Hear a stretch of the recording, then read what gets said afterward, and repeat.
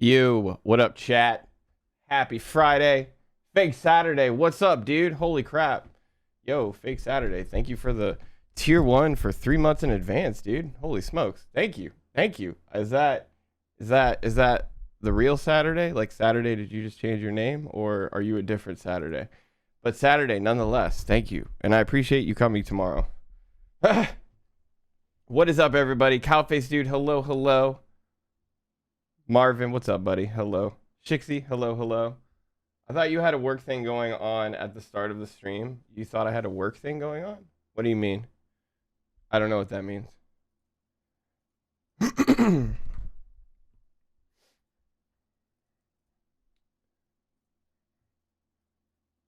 Sorry, I'm catching up with stuff. But what is up, chat? Hello, hello. Happy Friday. Hopefully you guys have had a good week. Hopefully it's been productive and you know, all that good stuff. RJ, hey, how's it going, man? Hello, hello. You're about 4 minutes late, I think. Am I? Oh, I am. Yeah, look at that. Yep. Yeah. No, I honestly, what really happened was I got into a discussion with one of our community members about Nix. Oh, I should also say, the the let it go came off ruder than it meant to, so sorry about that one. All right. But yeah, no, I was in a discussion with one of our community members about Nix, and the TLDR on this, and I unfortunately I don't think the person I'm speaking to is going to be able to catch it before I speak about it, so hopefully we can clip it. Or I'll clip it later maybe and share it with him. So I'm really finding myself in scenarios where I want to start using Nix more and more and more for projects, and I'm getting to a scenario where, you know, I'm either gonna have to find out a way of like individually, you know, connecting or downloading each one of these specific repositories and then cloning them and then building them or whatever, and then, you know, basically right now with Nix, most of the actual like package base distribution, and by package I mean like literally Nix packages. So if we go to like Nix packages, right, this is a repository, right? Like this is a repo, right? And so this is a common way of delivering evaluatable configurations to people, right? And so right now, for example, I have an application that's built like entirely with Node.js, right? It's an npm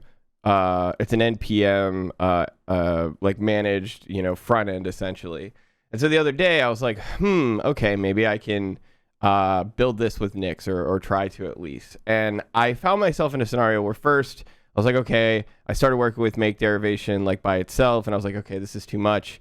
Maybe I could take a step back and see if there's something that's available. I went ahead and looked at Dream 2 Nix, and Dream 2 Nix is great.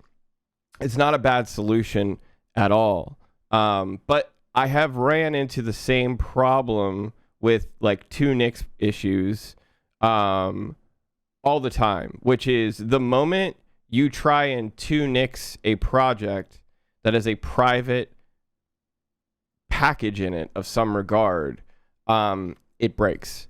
The main reason for that is because Nix is designed to make only public, or no, I shouldn't say Nix, but I should say a lot of the plugins and tools that are built to make requests to things, at least from what I've been able to see, are focused on making requests to public endpoints, basically public repositories. And in Nix packages itself, for example, if you want to do like a pip install or something like that, it's just going to go to the global pip repositories, which is fine. That's understandable. It's the public thing that everybody uses. Yo, what up, Aramis? How's it going, buddy? However, when we do deal with something like NPM, we have private packages, right? And what happens is when you download something with NPM, that private package then has to have a malformed or a different type of request in it, right? And so that, oh geez, excuse me. Hold on, let me take a drink. My throat just started drying for some reason. Yo, what up, Cran? Oh, good, you're here. Okay, I wanted at least one intellect, smarter than me Nix person here. So, and before you get ahead of yourself, Cran, let me finish what I'm saying. And by the way, what's up, buddy? Okay, so the discussion that I was having in Discord earlier was really around this whole idea of, okay, I have a project that exists, right? It has a lock file of some sort that exists, whether it be, and here's the thing, this is the same with Python as it is with Node, right? As it is with really any separate package manager that has its own authentication layer, on top of it. Right, yeah, exactly. And so, Cran, that's kind of what I was just talking about before you got here, which is a lot of what Nix does really does rely on the SSH layer using keys and stuff like that, which is not bad, right? That's a very secure way of, transferring data, essentially. However, and here's the challenging part, is Nix basically doesn't have any opinionations around any other package manager but itself, right? Which is fine. That's fair. I'm not going to argue that's a good or a bad thing. That's fine. I get it. However, right? And again, most of this is when we're trying to do two Nix solutions, right? For example, if I were to try and take an existing, again, Node library or Node project or Python project, and they had private packages in them, right? Then I'm at a stopgap, okay?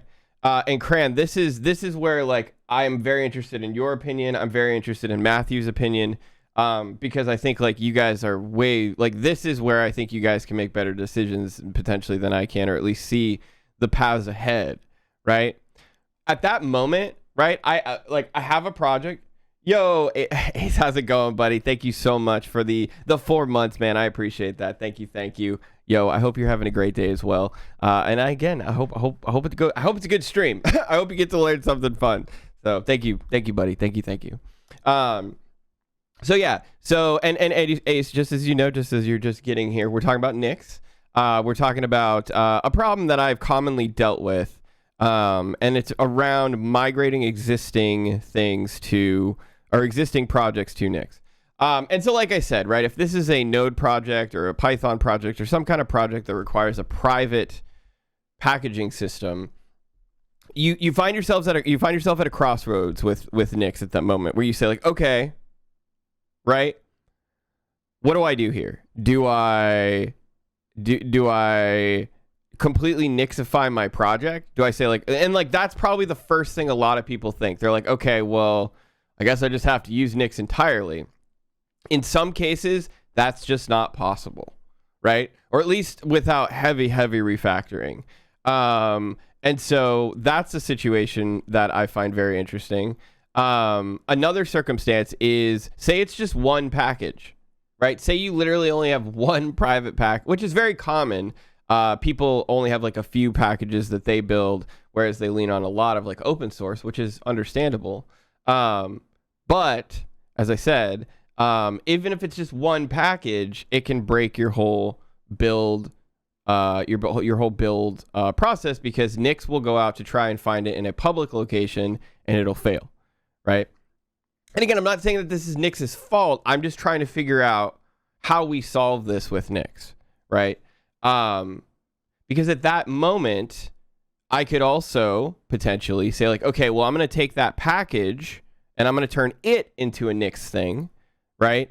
And then I'm going to bring that into my Nix project. But then at that moment, the other question that begins raised is can you use a project that essentially has an existing lock file alongside of packages that exist within Nix? So I guess my question is it possible to literally have some packages come from NPM, right? And then some packages come from Nix?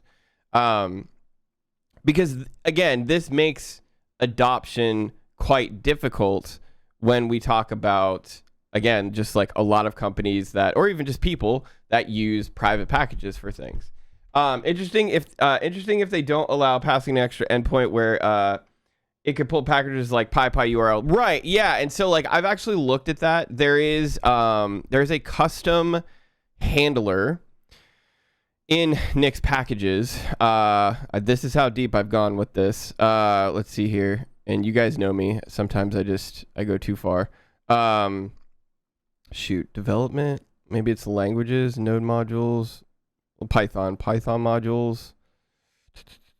These are modules, but I need like the actual default file. Nope, these are just modules. There's a helper somewhere in. Oh, you know what? I could probably just do PyPy in this repository. Commits. Build Python package. Fetch PyPy. Yeah, that's what we're looking for. Bam.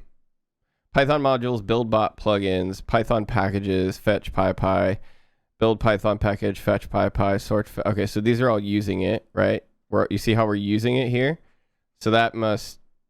But where's it declared is the question. Oh God, there's so many uses of it. Maybe if I put an equals in front, like as if I'm declaring it.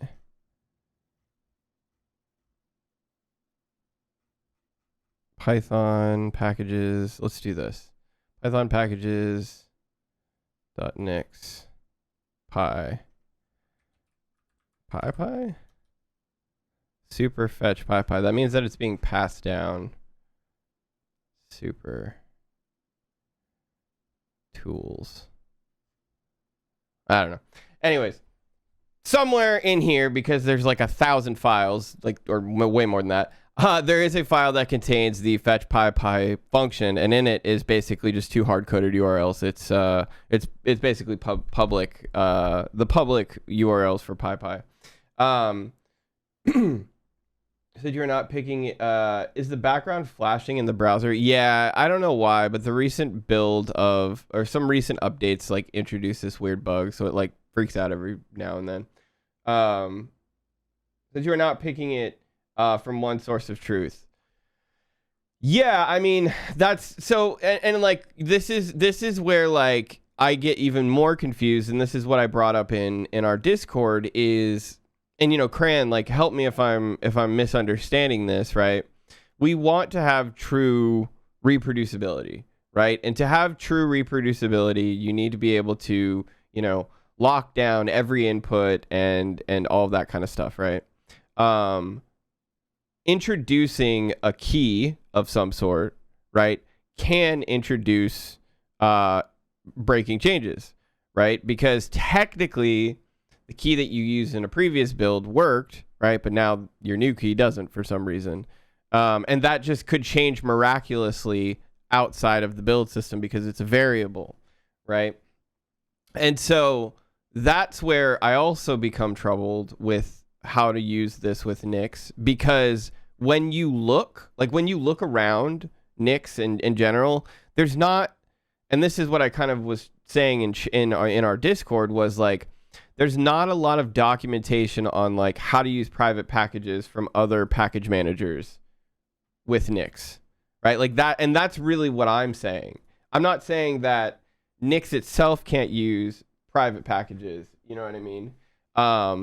But what I'm saying is like, can Nix use private packages of other package managers, right? Can it use private packages of Python, of NPM? And if it can or cannot, is there some way where we can interop those two together, right? All of the build processes I've seen essentially will take your existing lock file, break it down, and then through that process immediately take care of, you know, packaging it in Nix because it knows how to use the lock file as a reference. However, if there are any private packages in that lock file, it then breaks, right? So what do you do, right? What do you do at that point? And this is like, if I can figure this out and I can build a good like reusable path around this problem, then that's fine, you know? And so that's like something I'm really interested in trying to figure out right now. Yeah, and so Max literally just kind of like proved my point here. And I said, okay, so check it out, check it out. This is basically like this is basically the whole argument, right? I say basically, what if I'm distributing npm packages privately? Am I forced to use Nix packages? Basically, a lot of the conversations, what I just said to you. And Matthew gave a really great response. He goes, invect envars into what? There's already support for every single thing you mentioned, which he's absolutely right.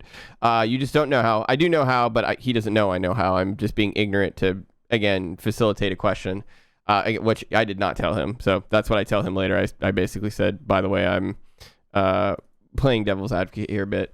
Because you just need to program it, but you need to know the Nix language to do it. It's not as obtuse as to support it. You need to express it. In Nix, you create derivations. These derivations are made using the language. There's a whole set of conventions, facts that go along with them, such as every arg pass built-in derivation becomes an environment variable. Right. We're aware of that. Yeah, we've already gone through that. And if that doesn't mean anything to you, then you need to learn it or wait for someone to make a DSL that abstracts it for years. There's only so much can be explained. And again, and so this is where I'm like, okay, like I do know what you're talking about, right?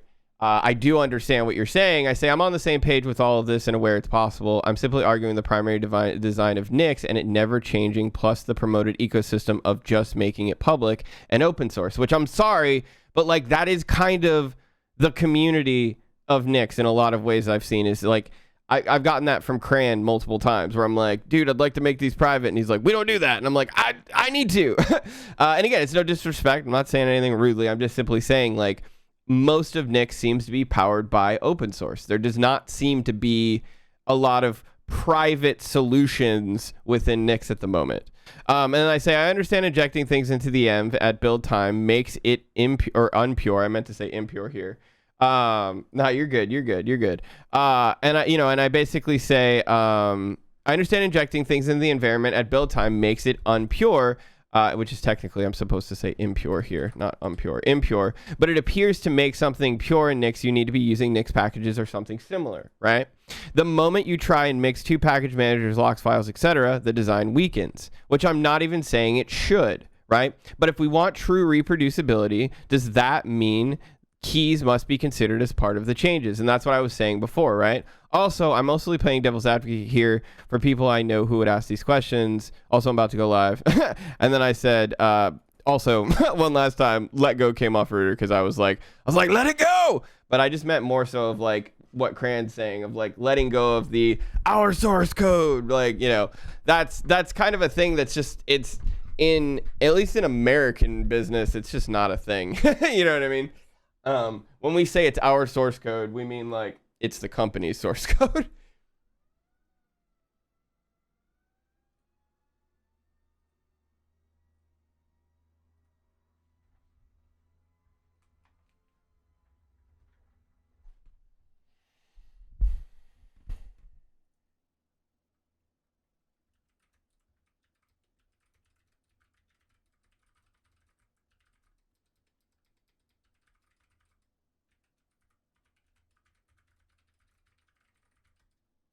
And I'm just writing now into Discord. I'm saying, to be fair, or to be clear, this is mostly, which I am also aware of. This is mostly with two Nix problems, but this is also how a lot of people get introduced or started with Nix, right?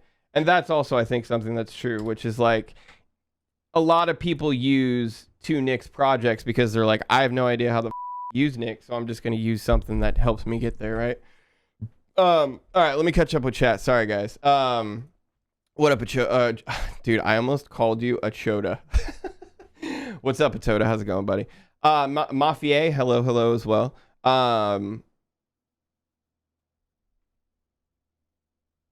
Why was there a beep? Because I bleeped myself out of respect. But you particularly can go yourself. Okay. No, I don't know. We have a bleep button, so I like to use it. I don't know. Sometimes I do, sometimes I don't. It's all It's all on the level of caring I actually have. No, it's not. I'm just that good at it, dude. It's crazy.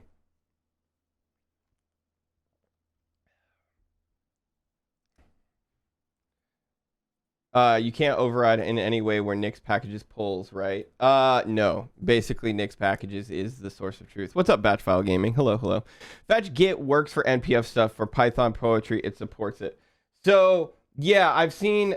Okay, poetry via API tokens, but also poetry. Okay. Yeah, I'd be down for trying to build a private package, but that requires someone to... That's funny.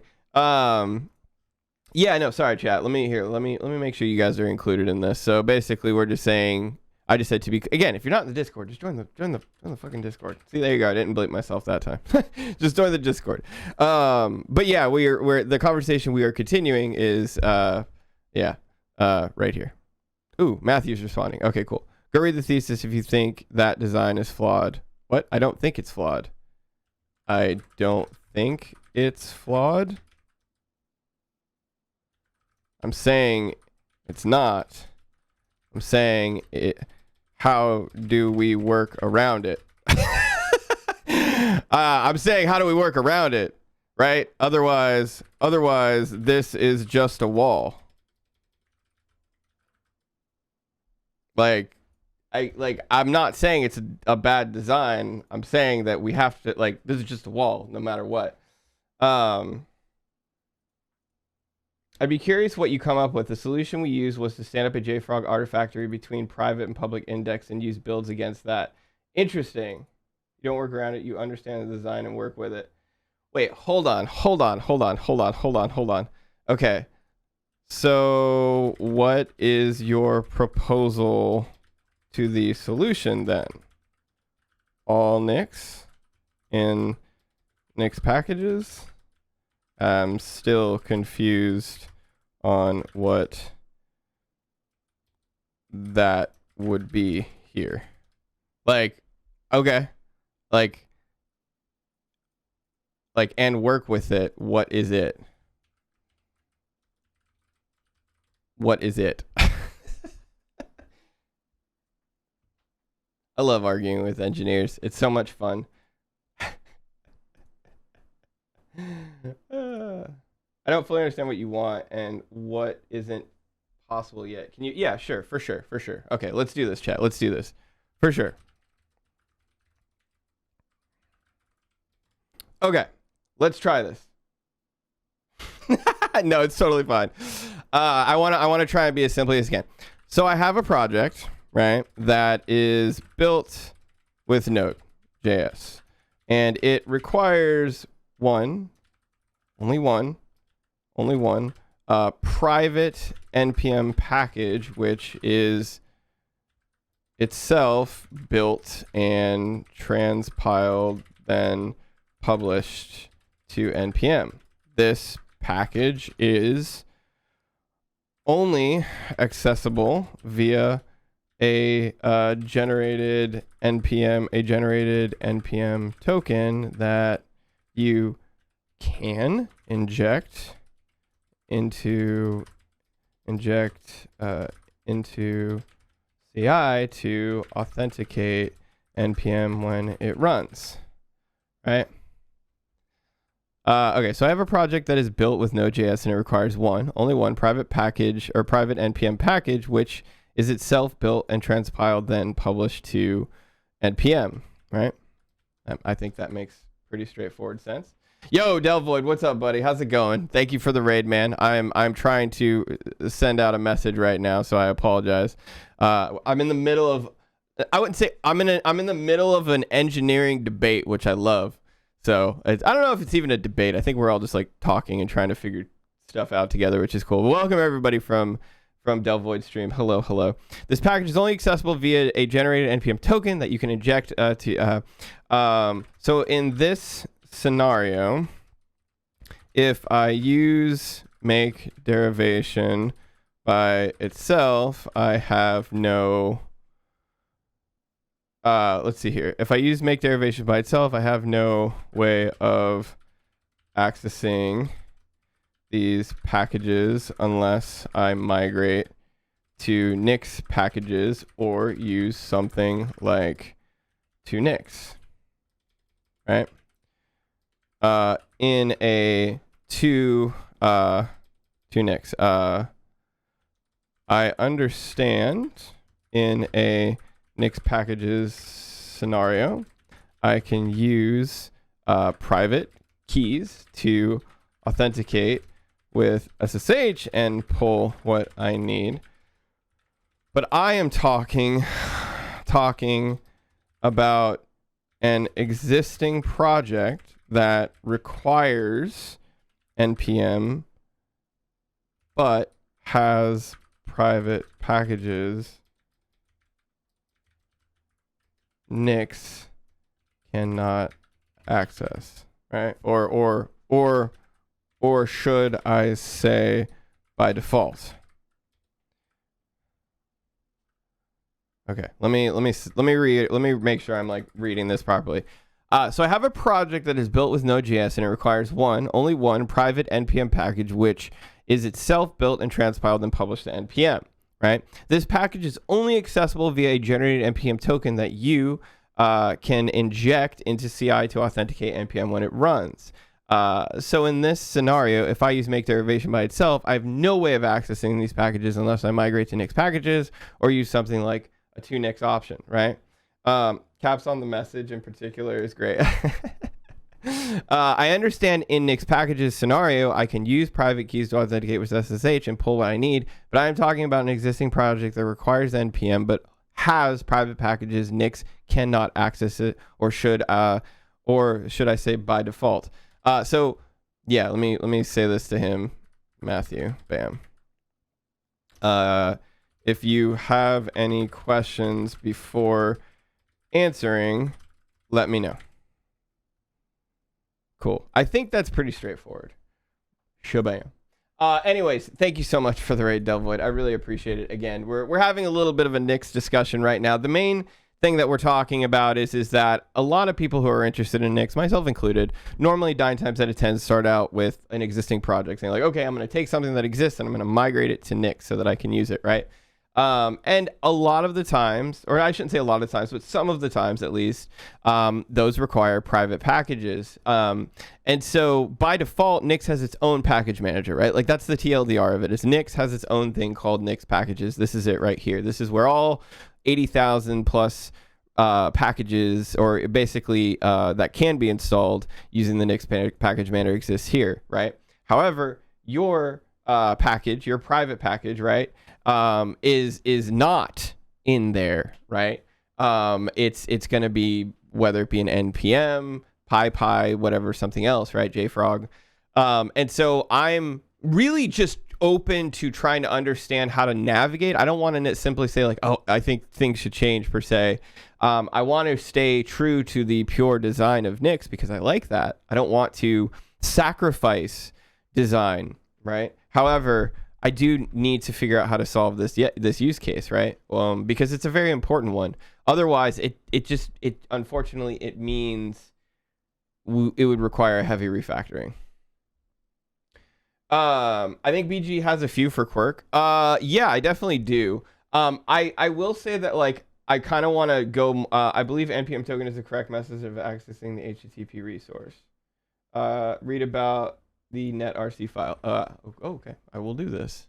All right, let's take a look at this. We'll look now.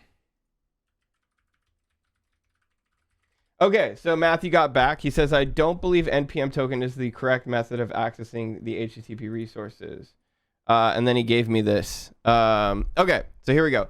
When trying to use Nix and NixOS, oh, this is like the first thing I've seen about like enterprise anything with Nix. Holy crap. When trying to use Nix and NixOS incorporations, there are a number of issues one will run into. This page provides a solution to each of these. Private resources. Building internal projects will require fetching of internal private. Yes. These resources usually are protected by some form of credentials. Yes. Fetch URL is used to retrieve HTTP, but also used by fetch again for private resources. This will require. Yeah, right. Nix will not know about your credentials. in your home directory, as builders have no access to those files. However, Nix is borrowed from curl. A netrc file can be used that holds credentials for all domains that require authorization. Hold on though, is this just for Git though? Okay, hold on. Next, the netrc file needs to be accessible to the builds. We will configure Nix to allow this to the file directory build. Sandboxes edit your nix.conf so that it includes the following lines: netrc file, etc nix netrc. Lastly, defaulting fetching ways of URLs is using curl inside. Oh wait. Lastly, the default way of fetching URLs is using curl inside a build sandbox. This is a powerful command, but it will not use and cannot use a netrc file that is outside of the build sandbox. Netrc file is thus only applicable to fetches being done by Nix itself. In addition, we do not want to place the netrc. So okay, so this is the only problem here. We do not want. So hold on. Where I just read it by Nix itself. Where was that? Okay, here it is. Okay, net is thus only applicable to fetches being done by. In addition, we do not want to place the netrc inside the sandbox because that could potentially leak private credentials into builds. Right. Fetch URL boot uses this built-in function and makes sure the call sign is mostly compatible with the regular fetch URL. This function is used most often to bootstrap some of the more basic packages like curl itself, but it can also be very useful for fetching files outside of the sandbox. Okay, so since fetch URL is mostly compatible with fetch URL, we can override fetch URL when needed. My package, call package, fetch URL, standard M, fetch URL boot. Now the package is built exactly the same way as before, but resources will be fetched using fetch URL boot. Fetch URL boot will in turn download resources within the Nix itself. We'll use the netrc. Yeah, but I don't know. Okay, so is this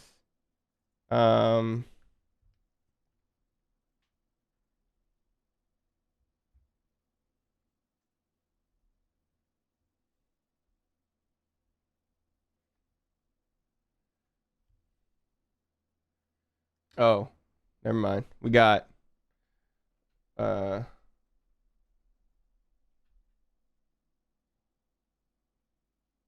all right, we got a little bit of more discuss. I think this is only for Nix. That's the only downside to this is I feel like this is only for Nix. Right? Like this works well for, again, fetching stuff with Nix and authentication, but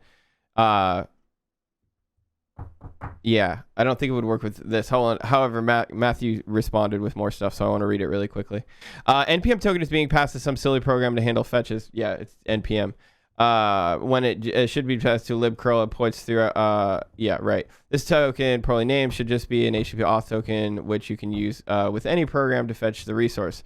If it relies on some silly custom thing, there's literally you can do without a permissioned Nix store. Without a permissioned Nix store. Okay, so basically, so if I'm understanding you correctly, we either use Nix method of authentication, which uses curl, right?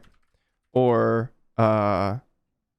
wait, so hold on, no. Wait, is this what I want to say?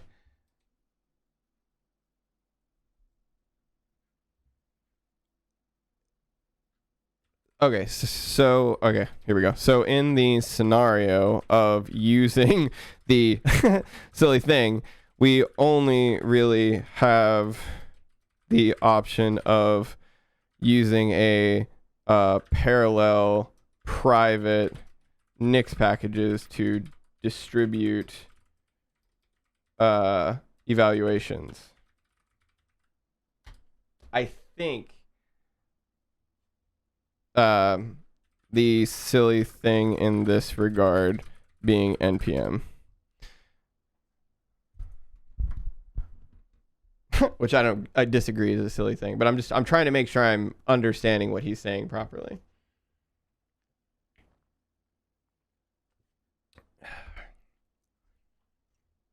Okay, so let me catch up with chat here while I get a response from Matthew. No, you have the option. Okay, so here we go.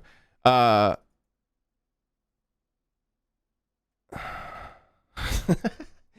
mean, sure. This is a valid technical perspective. Perspective, however, not always a business one, a viable business one.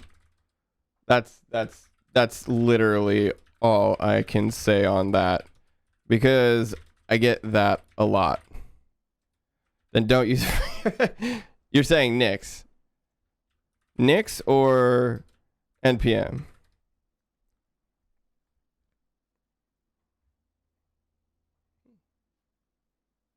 That's fair. What do you mean? Read my reply to you above. Oh, okay. What was your reply, Max? Sorry. How about this? Make your fetcher derivation have impure envar's npm token, and then you can inject an envar called npm token into the environment variable builder. So I know that that's possible, Max. I know that that's possible. By the way, sorry, chat. I know that we're like having a Discord discussion right now, but it's actually a pretty awesome one. Like, I'm learning a lot, which is good. I know you can do this, Max. I just don't know. Again, like this, like, does this break purity, right? Like, that's the thing, is like, I'm just trying to determine if this, what is it? It's literally HTTP auth. Yes. Sorry. I'm streaming right now. It's injected into the curl request. Or can be. Oh no, this is fine. I don't care. I don't care. I'm just saying that makes builds impure, no? Then we use and set this token. How does that interop with NPM though? That's you're saying versus Nix packages. Like, how would it know to only use domains? You just fetch it using, okay, dog. That's what I'm saying. Nix packages isn't involved at any step here. Right. Okay. I get that. Yeah, I misspoke. I misused a term. My apologies. I did. I accidentally used my nerdness dropped, chat. I should have said Nix instead of Nix packages. The private package is declared inside the package.json. Yeah. That's essentially it. Yeah. It has its own URL already that Nix will use, but that URL, fetch.url is a C++ function implemented by Nix. Hold on, chat. Come over here. Over this side. Build fetcher URL settings, netrc. Yeah, and so here's the netrc file. Interesting. So it literally is just only overridable by the netrc file. Yo, what's up, the Rob White Twitch? How's it going, buddy? Thank you for the 23 months, man. Appreciate you, dude. Thank you. Hello. This is hope you're doing well, dude. Sorry. We're in the middle of a discussion around Nix, and it's good. I actually am really enjoying it. Fetching is always private repo, an impure operation made by pure and this would be my ultimate conclusion here, because you can never account for network, because you can like that. Like, I agree with Max on this, which is where I get confused about purity and when it's important, etc. Right? That's the crux of my argument. Oh my god, my microphone stand is breaking. Ah! What the hell? Hold on, chat.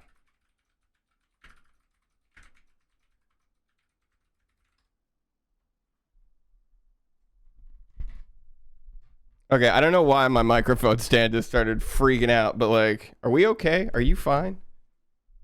Don't let me down. Okay, there we go. All right. I feel like I have gotten somewhere, which is essentially it seems that as we have said with Nix, it's a language that is completely, flexible, at least in the sense that you can do most of the things you want to do if you want to, right? It's what you use a language for. Although it's a domain specific language and only really designed to work with Nix, right? It is still focused on being a language of sorts. And so like we could make it so that it could do that, right? But like, again, is that good? Is that bad? Does that break? Like JavaScript is another one of these scenarios where, there's tons of things you could do and do badly in JavaScript that are just not good ideas, right? And this is one of those things where it's like, is that a thing? Is like using public packages versus private packages essentially just like not, you know what I mean?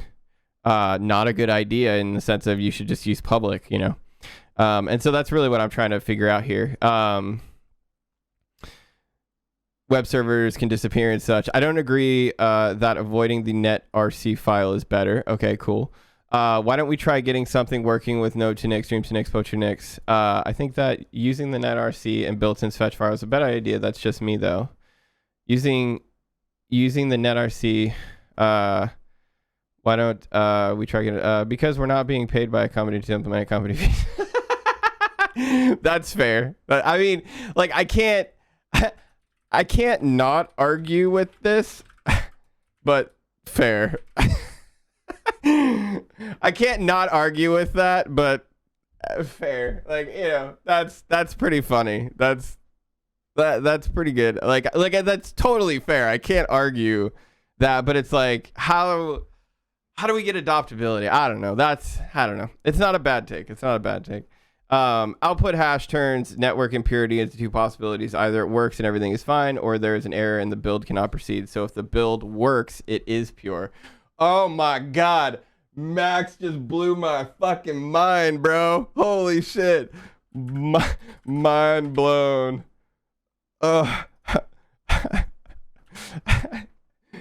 Dude, you just blew my mind.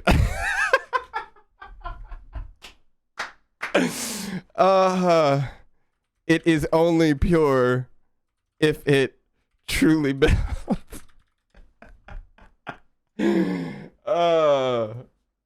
Oh no, I don't mind blunt people. Cran, you're in our community, man. You think we care about that? I'm just kidding, by the way. We love you too. We don't mind blunt people as long as we're respectful to each other. That's the biggest thing. Bluntness is whatever. It's a part of the industry. Again, as long as we're not rude to each other. Unpredictable things aren't valid objects in Nix store anymore if you use pure eval mode. Oh, interesting. Hey guys, could you tell what is your keyboard? My keyboard is a Moonlander. Yeah, it's a Moonlander. There you go. Oh wait, no, maybe it's this keyboard. Is it just keyboard? I don't even know. Oh, there it is. Yeah, that's it right there. That one. Okay, so let's see what Matthew says. Unreproducible things aren't valid objects in Nix store anymore if you use pure eval mode. So you can't even put things that aren't reproducible into the store. That's the best mode in my opinion. I love how the stream content is just I mean, content is content, man. I don't disagree with this. I don't disagree with this. I would like to better understand when and why I should deviate from this mode, right? Like, why have a non-pure or an impure, like a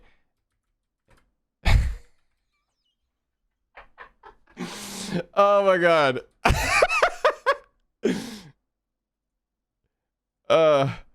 I mean, okay, fair. That's all I can say. That's all I can say to that.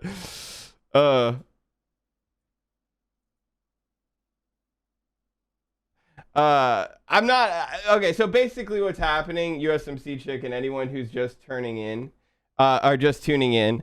We're working with Nix today, and I started the stream basically talking about a problem that I ran into, which was I wanted to build a front end with Nix, because it's containerless and a bunch of other things that I was interested in trying out.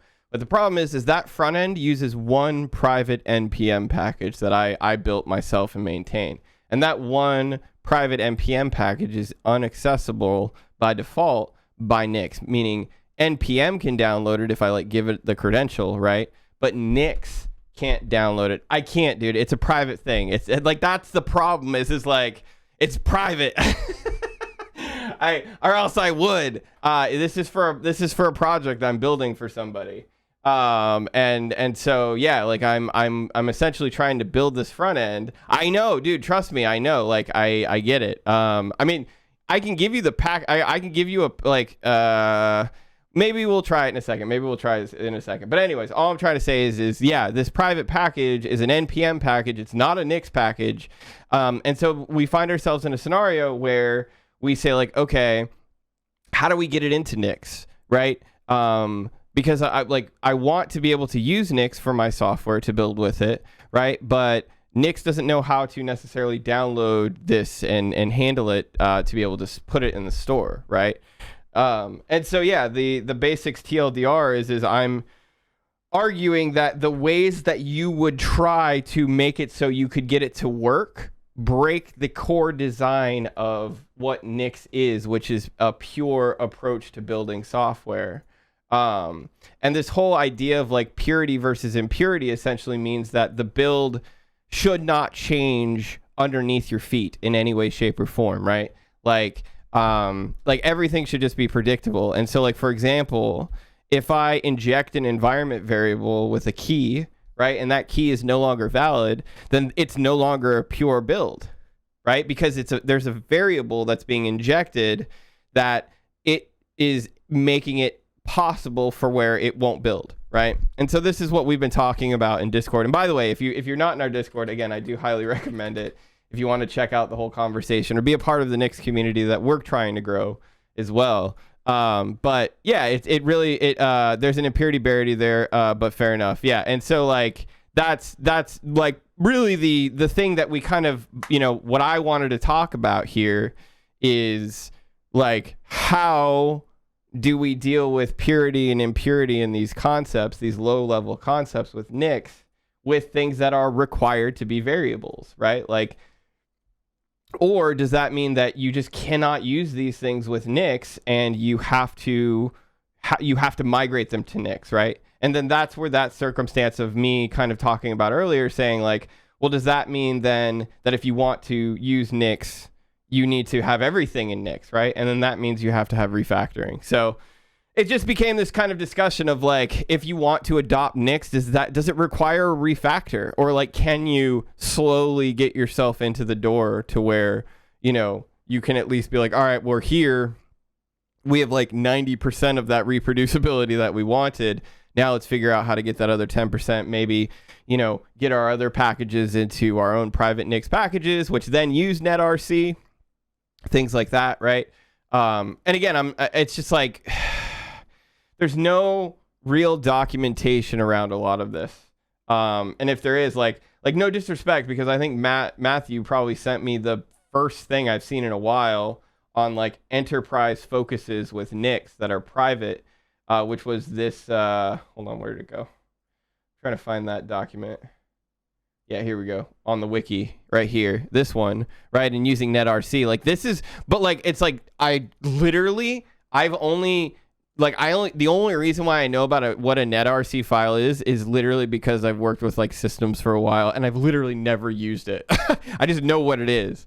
So, this is where it's like, okay, that's fair. But then like, we got to figure out how to include this in the build system and how, these steps and like how this thing works. You know what I mean? So, yeah, anyways, that was basically the whole argument for anyone who was confused. Because again, like I said, we want to use Nix, but Like, can we, right?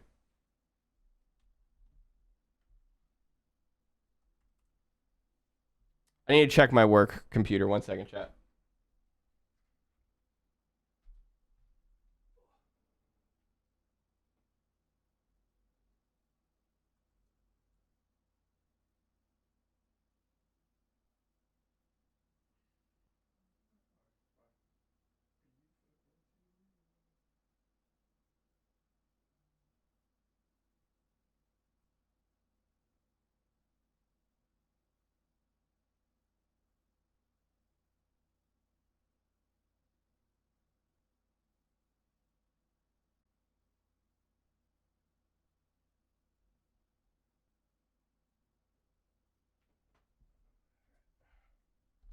Sorry about that, chat. Just had to check up, make sure we're good. All right, so let's do this. Let's go ahead and I'm gonna let them keep discussing about this, right? Because I think now we're all on the same page, at least with regards to in the Discord. And to be fair, I do want to actually jump into the pills thing really quickly. Let me warm up my coffee really quick. Give me 2 seconds. I'm sorry, chat. That, I'm not gonna lie, I love doing stuff like that, but it totally breaks my flow.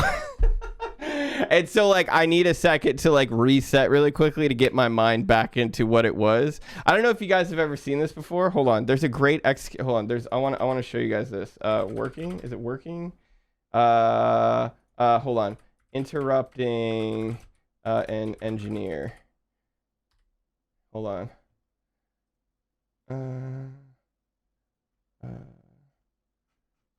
Hold on. There's a really funny thing I want to show you guys. What?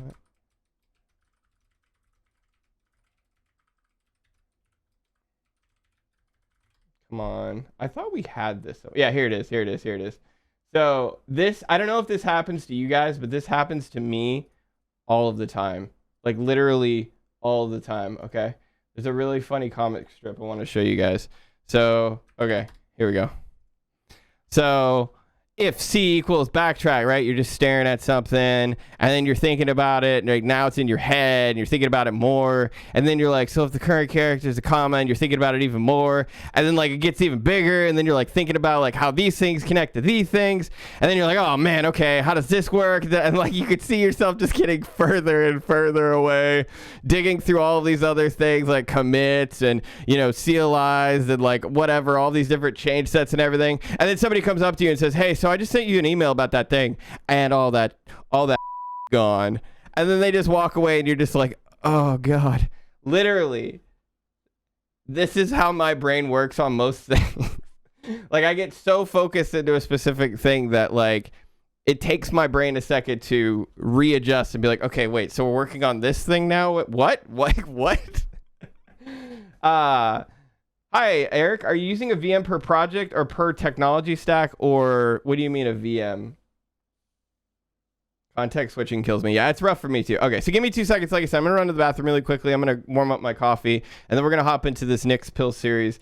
Virtual machine. No, I know. No, I know what a VM is, bud. What I'm saying is in context to what? So, for example, I build infrastructure a little bit differently. I build it like a company would. So we use like Kubernetes and, you know, run everything in containers and have multiple projects sitting inside of VMs of you know, containerized or containerization and stuff like that. So it's not just a container versus project and stuff like that. And the only thing I can't say is the only other VM I use is my desktop one. And yes, that's a single one. This is just what I use for all of my projects. So I don't isolate them like that. I simply just have a dev VM that I do all of my dev environment, you know, stuff in. And yeah, if you're interested, you're welcome to check out my .files too. So yeah, in the cloud, it's completely distributed and crazy. And, you know, here it's just a single VM for dev. All right, give me a couple seconds, and then we're going to hop into the automatic. No, okay, I want to be clear. We're kind of wrapping up what we talked about last stream, which was building derivations and like everything related to it, right? Builders and stuff like that. But the next one, and this is why I want to get through this really quickly, is all about developing with the Nix shell, how to use the Nix shell, what it is, and like its abilities. So I highly listen, if you've ever done development and you've had to use containers and stuff like that, and you've been like, man, this sucks. Well, guess what? I literally have a solution for you that does not need containers. It's called Nix. They're called dev shells, and I'm going to show them to you in a few minutes here once we get through this last chapter. So again, I got really cool stuff to show you. Dev shells, I think, is really one of the like sleeper things that not a lot of people realize right away is a part of Nix, because you're so focused on like learning how to build the software that you then don't also realize Nix can then give you a whole dev environment essentially with all of the dependencies and everything you need. And again, this is why like it's really good to use Nix, and there's a lot of power to it, because like, you know, you solve one problem and then you kind of get all these other things out of the box with it, which are super helpful. Again, dev shells and packaging and all these other things. So that's why I'm so interested in wanting to use it. You know what I mean? But again, there's also a bit of learning curves we have to get around. So my terminal, do I have one for a terminal? Terminal. I think I just use Kitty. There you go. Yeah, I use Kitty. There you go. All right, give me 2 seconds. I'm going to run to the bathroom really quickly, and then we will hop into this. I'm going to run an ad really quickly as well, since I will be gone for at least 60 seconds. If you guys don't know why we run ads, why we take breaks, basically, it's just so that you guys don't miss anything. If you don't want to have to see an ad, you don't have to. All you have to do is subscribe with your Twitch Prime, or if you have Twitch Turbo, that will also make it so you don't have to see ads as well. Yeah, give me 2 seconds. I'm just going to run to the bathroom really quickly, heat up my coffee, and then we'll jump into this. All right, 1 second. God dang it. Dude, he was on a box in our other office. I just like, because like I thought he was on the floor, but he's like sitting high up on one of the boxes, just like staring down at me like, what? I'm like, I hate you. All right, anyways, let's get into this. Hi guys, sorry about that. I am back. I apologize. I had to make sure I had an eye on both of my cats, and the one time I go to look for them, they are not there. I don't remember. Do I work remotely? Yes, I do. Yeah, I work remotely. Okay, cool. So let's go to Nix Explained. Cool. All right. Welcome to the 9th Nix pill. In the previous 8th pill, we wrote a generic builder for Auto Tools projects, right? We feed build dependencies, a source tarball, and we get a Nix derivation as a result. Today, we stop by the GNU Hello World program to analyze build and runtime dependencies and enhance the builder in order to avoid. I don't really know if that's perfect grammar, but I think basically what we're going to be doing is we're going to be working with runtime dependencies. Enhance the builder in order to avoid unnecessary runtime dependencies. So build dependencies. Let's start analyzing build dependencies for our GNU Hello World package. So we say Nix instantiate hello Nix. So let's go back to 8, and then let's just say, again, for now we're going to use the old command. So Nix instantiate hello Nix. What? Warning. The result might be removed. Oh, that's fine. Okay, cool. And so here's our derivation right here, right? This is the one that we just instantiated. And so if we do Nix store -q references, and then we give it a path, bam. So it has the exact derivations referenced in the derivation function, nothing more, nothing less. Some of them might not be used at all. However, given that our generic make derivation function always pulls such dependencies, think of it as build essential for Debian. For every package you build from now on, you will have these packages in the Nix store, right? And that's because, again, we're saying that these are pieces of software that are dependent, or that are dependent upon by Hello. And so these, not only will Hello be in our store, but also all of the dependencies of it. Why are we looking at DRV files? Because the hello.drv file is the representation of the build action to perform in order to build the hello out path. And as such, it also contains the input derivations needed to be built before building hello. Which, again, we've kind of seen this already, right? We've looked at the the derivation file and seen all the inputs and all the outputs and, those lists and stuff. Okay. Digression about NAR files. NAR or NAR is the Nix archive. First question, why not tar? Why another archiver? Because commonly used archivers are not deterministic. They add padding, they do not sort files, they add timestamps, etc. Hence, NAR. I love it. A very simple deterministic archiving format being used by Nix for deployment. NARs are also used extensively within Nix itself, as we'll see below. For rationale and implementation details, you can find more in the Dolstra's PhD thesis, which, yeah, this is if you really want to know everything about Nix, you're more than welcome to read the PhD on it, or the thesis on it. Sorry, the thesis written by them. Anyways, to create NAR archives, it's possible to use nixstore dump and nixstore restore. Those two commands work regardless of nixstore. Nice. Okay, so if you wanted to, you could actually use the compression. Wait, that's cool. So runtime dependencies. Something is different for runtime dependencies, however. Build dependencies are automatically recognized by Nix once they are used in any derivation call, but we never specify what are the runtime dependencies for the derivation. Wait, what? Hold on. Let me take a sip of my coffee and then read that one more time. You ever read something and then kind of your brain like you read it and you're like, okay, cool. And then you stop reading it and you're like, wait, what did I just read? Okay. Something is different for runtime dependency. Okay, we're talking about runtime versus build. Okay, I see.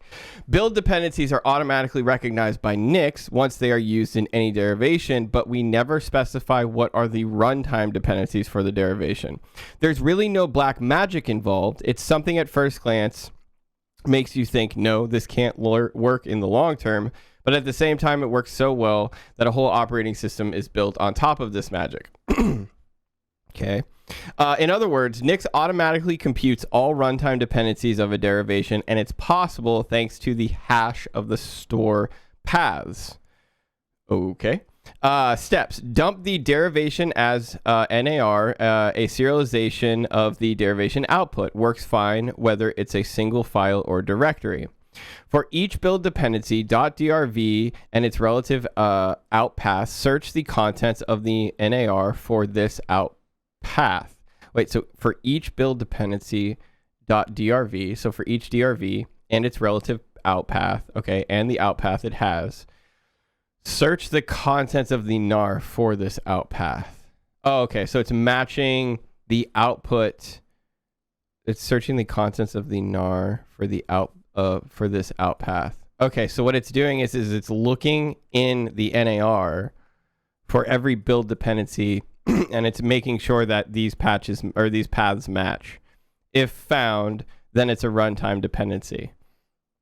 Interesting. You really do get all the runtime dependencies. That's why Nix deployments are so easy.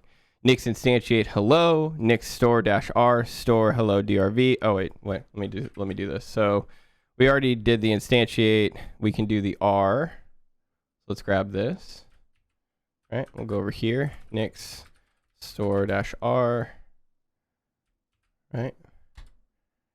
And this is our output. And then we should be able to check the references if we do Nix store -q references and then give it the out. Bam. And so these are all of the references for this out. Store glibc. Cool. And then, yeah, we can see, okay, glibc and GCC. Well, GCC should really not be a runtime dependency. String result bin hello grep GCC. What is this? Is this a thing? No such. Oh, because dang, hold on. Can I rebuild this really quickly? Default. Wait, what? Oh, Nix. Build there. There we go. Okay. If we look by grepping the output of bin and grepping for GCC. Oh, Nix added GCC because its out path is mentioned in the hello binary. Why is that? That's the IDR path. It's the list of directories where libraries can be found at runtime. In other distributions, this is usually not abused, but in Nix, we have to refer to the particular versions of libraries, thus the R path has an important role. What? Oh, it's just the runtime search path. Okay, I see now. Okay. In computing, RPath designates the runtime search path hard-coded in an execute. Oh my gosh, stop doing that. In an executable file or library, dynamic linking loaders use the RPath to find required libraries. Got it. Okay. The build process adds that GCC lib path, thinking it may be useful at runtime, but it's really not. How do we get rid of it? Nix authors have written another magical tool called PatchElf, which is able to reduce the R path to the paths that are really used by the binary. After reducing the R path, the hello world binary would still depend upon GCC because of some debugging information. This unnecessarily increases the size of our runtime dependencies. We'll explore how strip can help us with that in the next section. Interesting. Double what? Sorry, double what? What are we saying? What were we talking about? I got ahead of myself here. What up, Swift, by the way? Hello, hello. So another phase in the builder. We'll add a new phase to our AutoTools builder. The builder has these phases already. First, the environment is set up. Okay, so when we go to build something, the environment is set up. There's an unpack phase where we unpack the sources in the current directory. Remember, Nix changes directory to a temporary directory first. We then change the source root to the directory that has been unpacked. We run configure in the configure phase. We build in the build phase, and then we install in the install phase. We want to add a new phase after the installation phase, which we call the fix-up phase, at the end of the builder.sh as follows. Okay, so let's go to builder.sh. And we'll say find out type, move it over here, exec patch elf shrink. I can type R path. So we're going to shrink the R path. There we go.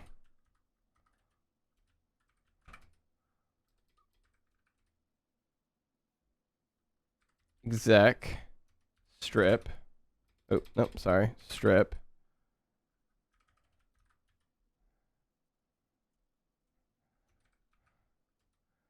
To dev null. So basically anything that patch elf finds will be stripped. That is and that is for each file we run patch elf. Yeah, right. See, patch elf shrink R path, right? For each file.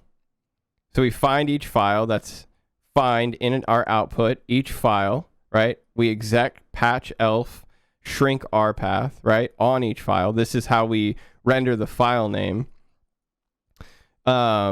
And then after that, it's basically sent to dev null. Note that we use two new commands here, find, patch, elf, exercise. These two deserve a place in base inputs of the AutoTools as find utils and patch elf. What? Oh, I see. Okay.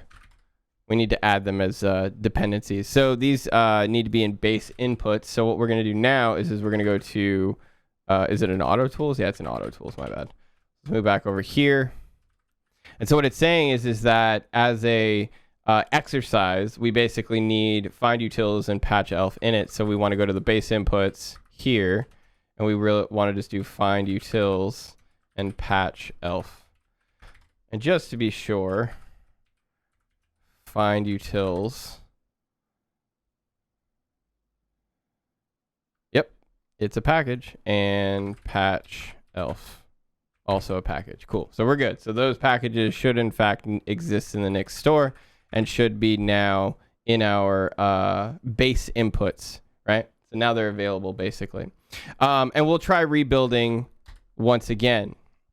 Now, remember, what we wanted to do before I move any forward is we're trying to make this list here smaller. Essentially, we don't need everything in this list of dependencies. And so we're showing a way how runtime dependencies, especially if you're using like, again, C or C++ or really C and stuff like that, that have this ability of using RPath, how you can essentially shrink the RPath using find patch elf, essentially. So hopefully when we're done building this the second time around, this will be a bit of a smaller list. So let's do nix build. You can see because we changed it, we are rerunning everything from scratch.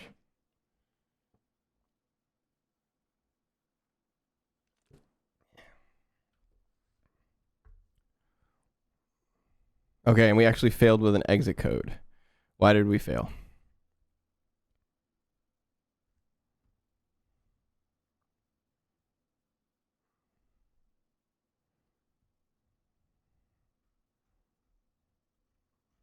Where is it? Builder failed with exit code 1. rm-rf. Okay, well, let's just look at the logs.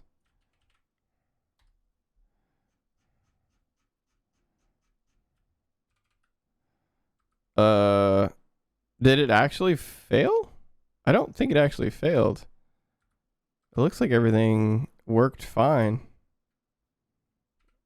Unless it's the fine, but we're not seeing it. Let's go back to builder really quickly.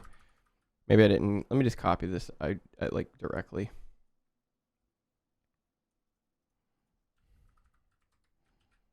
Oh, yep, I messed something up. What did I mess up? Oh, I forgot type F. Oops. Yep, that's my bad. All right, let's try it one more time. This should work. And again, because we changed it, it's going to trigger a rebuild. How have I missed that your cat's names are named after Full Metal Alchemist characters? I don't know, man. I don't know how you have. There we go. Okay, now we've successfully built it. So now if we look at the references, and we can actually just do result because it's right here.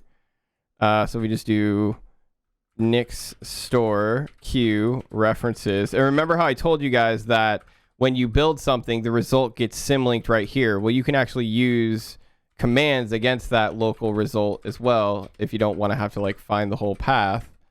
So references result, and then there you go. That list is much smaller now. So again, this is just simply showing us how in like a circumstance where we have a run path and other things are being added to the runtime as dependencies, because Nix is kind of discovering these, we can make sure that this gets cleaned up so that it's only using what it needs, in this case just glibc for the hello runtime or the hello runtime.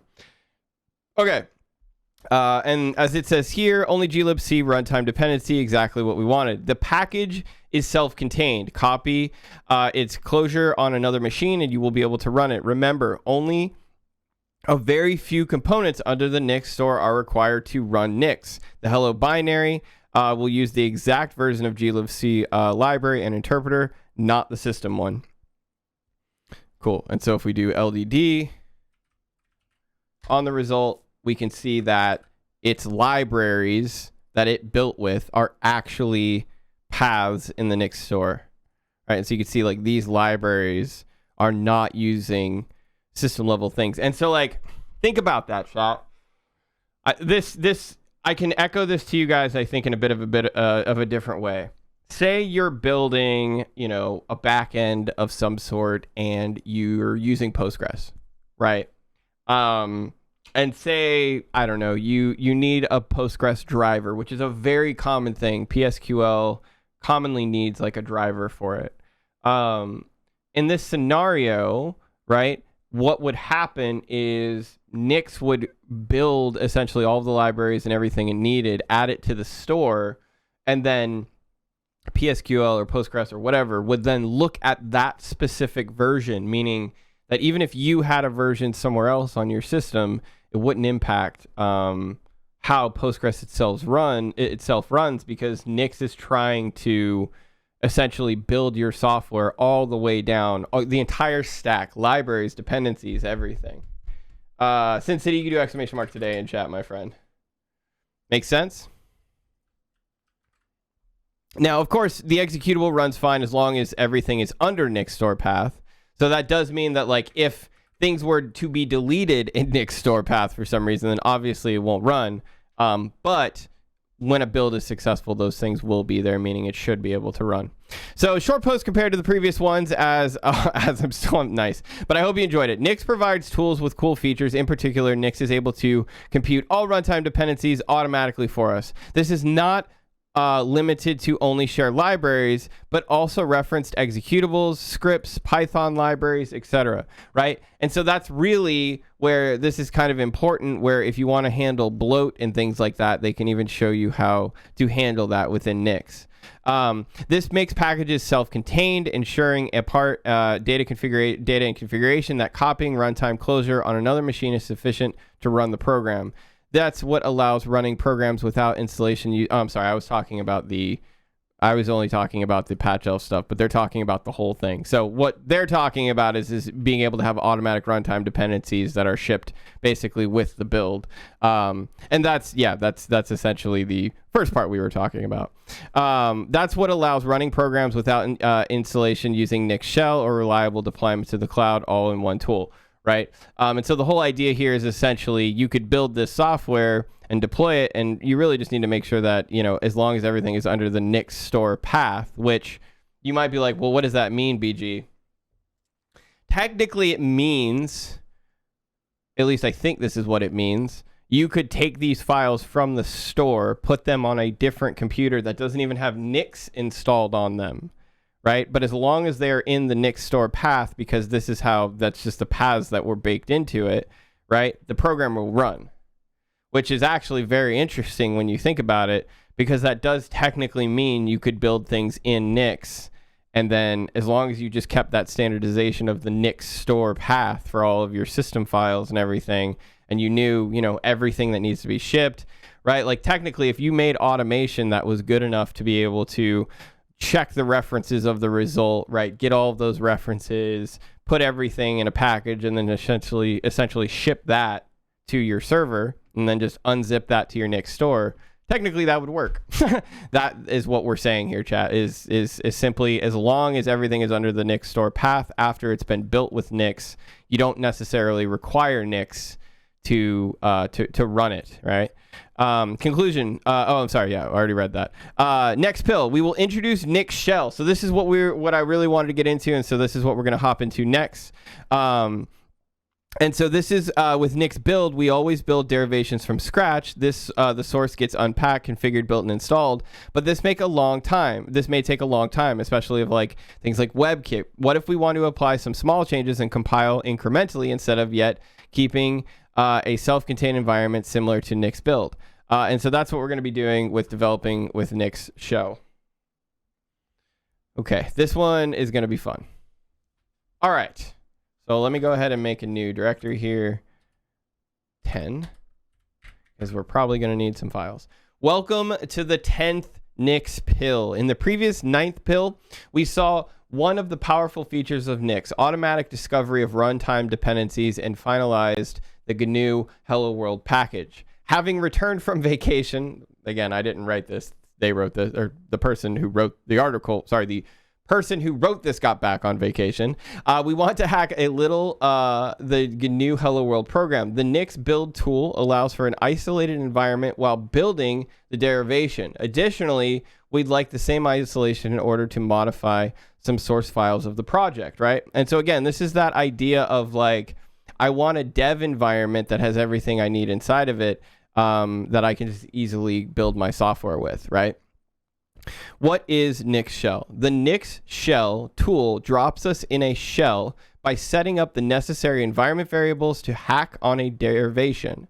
It does not build the derivation. It only serves as preparation so that we can run the build steps manually. I remind you, in a Nix environment, you don't have to access you don't have access to libraries and programs unless you install them with NixEnv. However, installing with NixEnv is not a good practice, right? And this is something that I talked about in the first part of the series when we were looking at NixEnv, is you don't really want to just ad hoc be installing libraries and things like that with NixEnv. You'd rather have like a well-defined, isolated environment that you can work in. If we do Nix shell hello Nix, you'll see that, or here, I'll actually go back to this. So to basically, they kind of just like don't jump in here. So let me go ahead and explain what we're doing here. To create a shell, there's two different ways of doing it, at least from my knowledge at the moment. The first one is to do Nix dash shell, and then the second one is to do Nix space shell.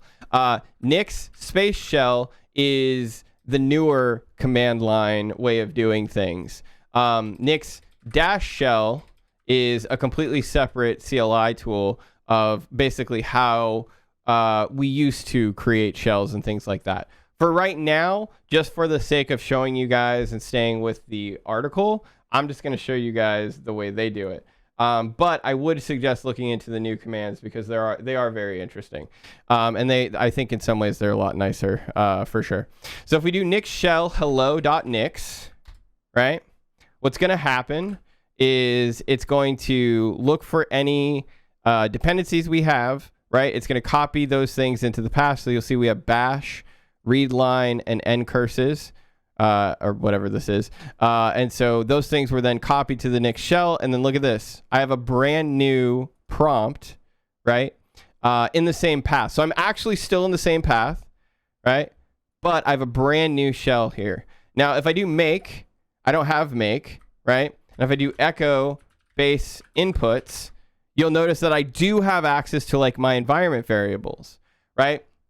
So the first thing that we can notice when creating a shell directly with just a derivation, right, on a Nix expression itself, which returns a derivation, we then enter a new bash shell, but it's basically useless, right? We don't have make, we don't have any of the things that we need to actually run the program, but instead we really just have the path of all of those things.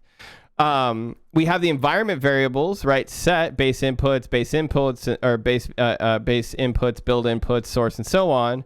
But that means that we can source our builder and it will build the derivation, right? So you may get an error in the installation phase because the user may not have permission to write to the store. So let's try this. So we'll say source builder.sh,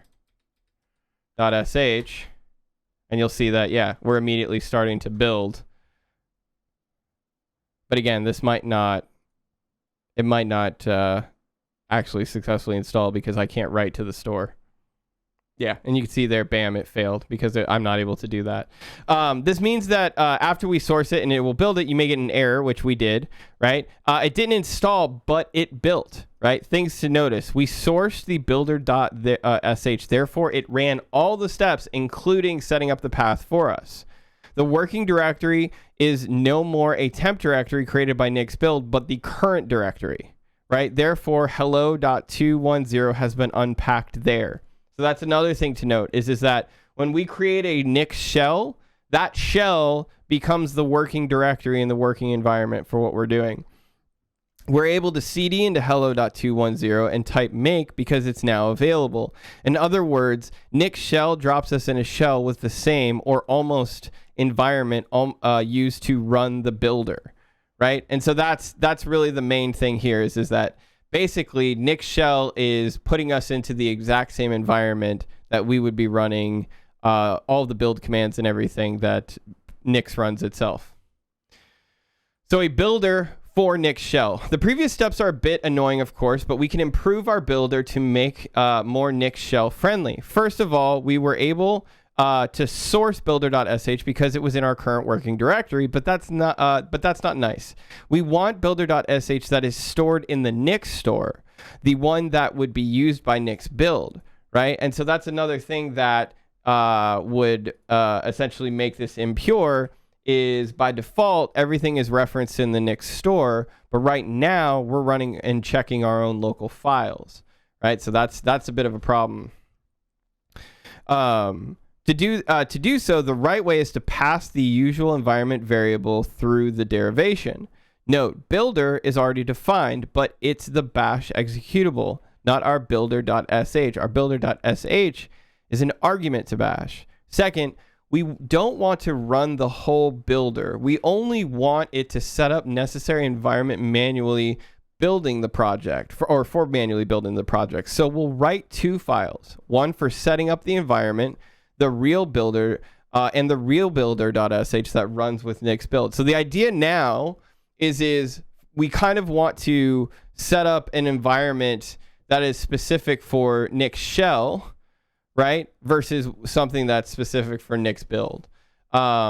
Additionally, we'll wrap these phases in functions. It may be useful and move the set.e to the builder instead of the setup. This set.e is annoying in Nix shell. And so, yeah, this is very, oh geez, do I really have just like a Starbucks logo sitting there? Thank you. Thank you, Glam. I mean, it doesn't matter. I'm just drinking Starbucks, but whatever. I don't want to give away free advertisement if I don't need to. Thanks, buddy. Yeah, who cares? Yeah, no, it doesn't really matter. Additionally, we'll wrap. Okay, cool.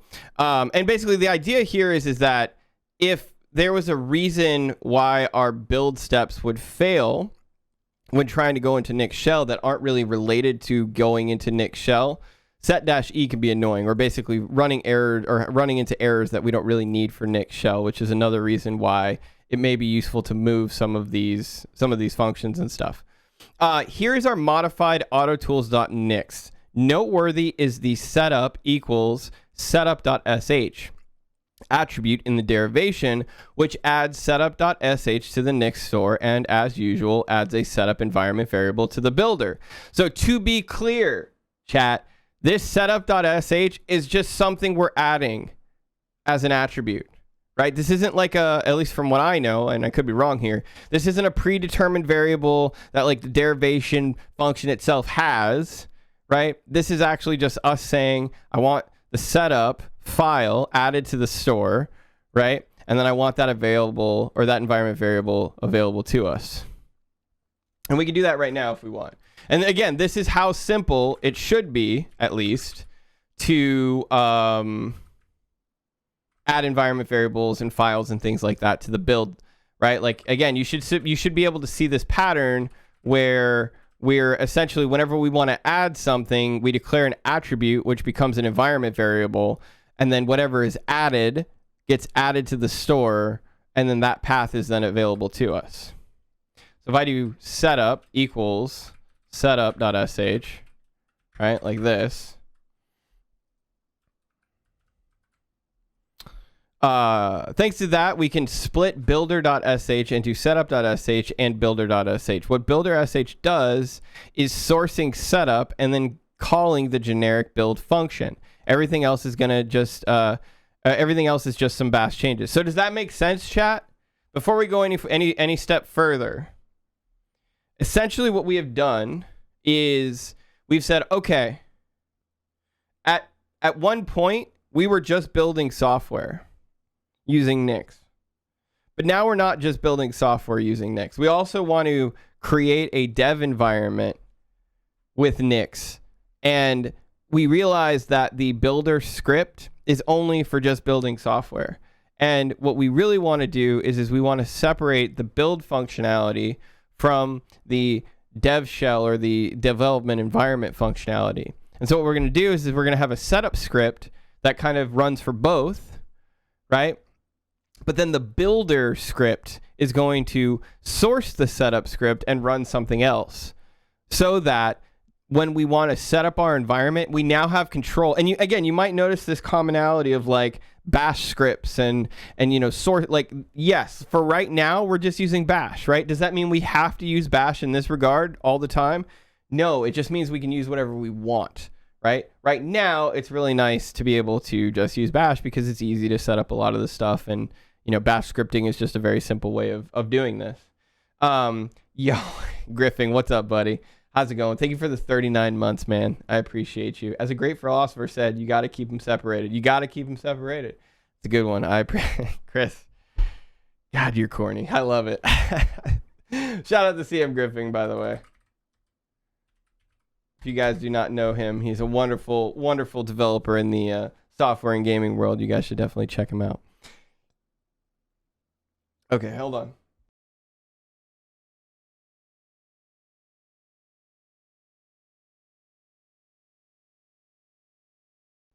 Cool. I had to unlock my watch. So let's do that. Let's actually separate these two scripts as we said we're going to, right? So I'm gonna say touch setup.sh, right? And we're gonna go to our setup.sh. Or actually no, we're gonna go to our builder, right? And we're gonna change this a bit. We're gonna actually cut all of this. We're gonna say set-e. And what are we gonna do after that? Well, what we said, we're going to source setup, right? And then we're gonna do generic build right after that. Now, generic build is going to be something that's specific to what we're doing with Nix, so don't really worry about that. Just realize that generic build is going to essentially run after we source our setup, right? So now let's go to setup. Let's paste all of this in, right? Except we're going to create some functions in place of... oh gosh, come on, you got to stop doing that. Why is this doing this? Sorry, chat. I have no idea why it's doing that. It's quite annoying.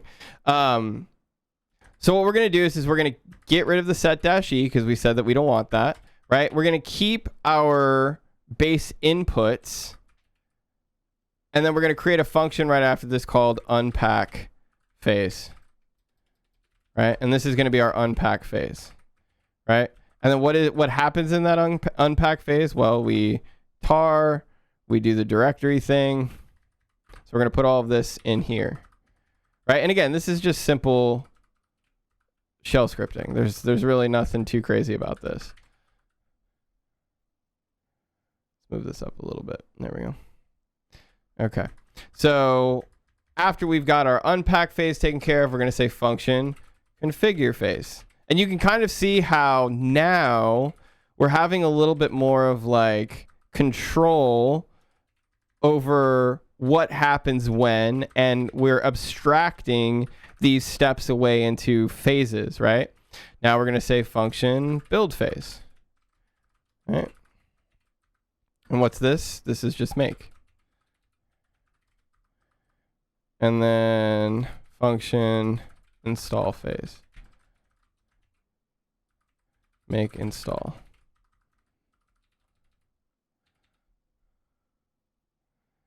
We're going to add a fix-up phase. And this is our find.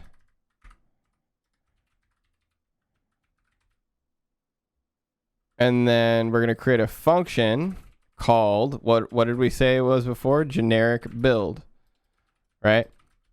And so what we've done, instead of just creating a shell script that just runs all of these things when we execute it or when we, run it, what we're actually doing now is we're creating a shell script with shared functions that if we need to run generic build or whatever else, we can, and we can have more logical control around all of it. So we can say like, all right, well, we want to unpack first, right? And then after that, we're going to configure, right? And then after that, we're going to build. Oops. And then after that, we're going to build. Right? And then we're going to install. And then we're going to fix up. Right? Now, what I will say is interesting is where's the build inputs? Oh, that's okay, I see. It just needs to be moved up. Got it. Base inputs. Oh, but wait a minute. There's no build inputs at all in here. Interesting. I wonder if they purposely got rid of build inputs or it's just not really something we're caring about right now. But let's just keep it here for safekeeping because I'm pretty sure we want both of these actually. Okay, cool. All right, so we're going to save this file, right? We're going to close it. And then finally, we're going to go to our hello Nix.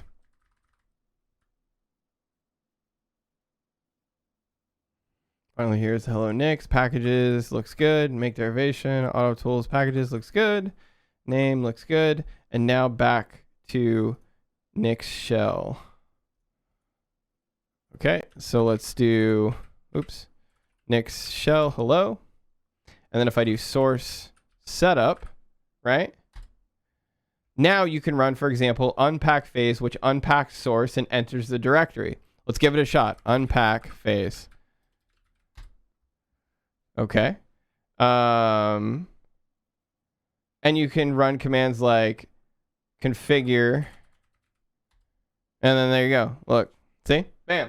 So now that I've separated the setup of the environment into its own script from the actual requirements for building it, I have a much more flexible shell where I can say like, okay, cool. I want to try what the unpack phase, like how does that run, right? And that's what we just did.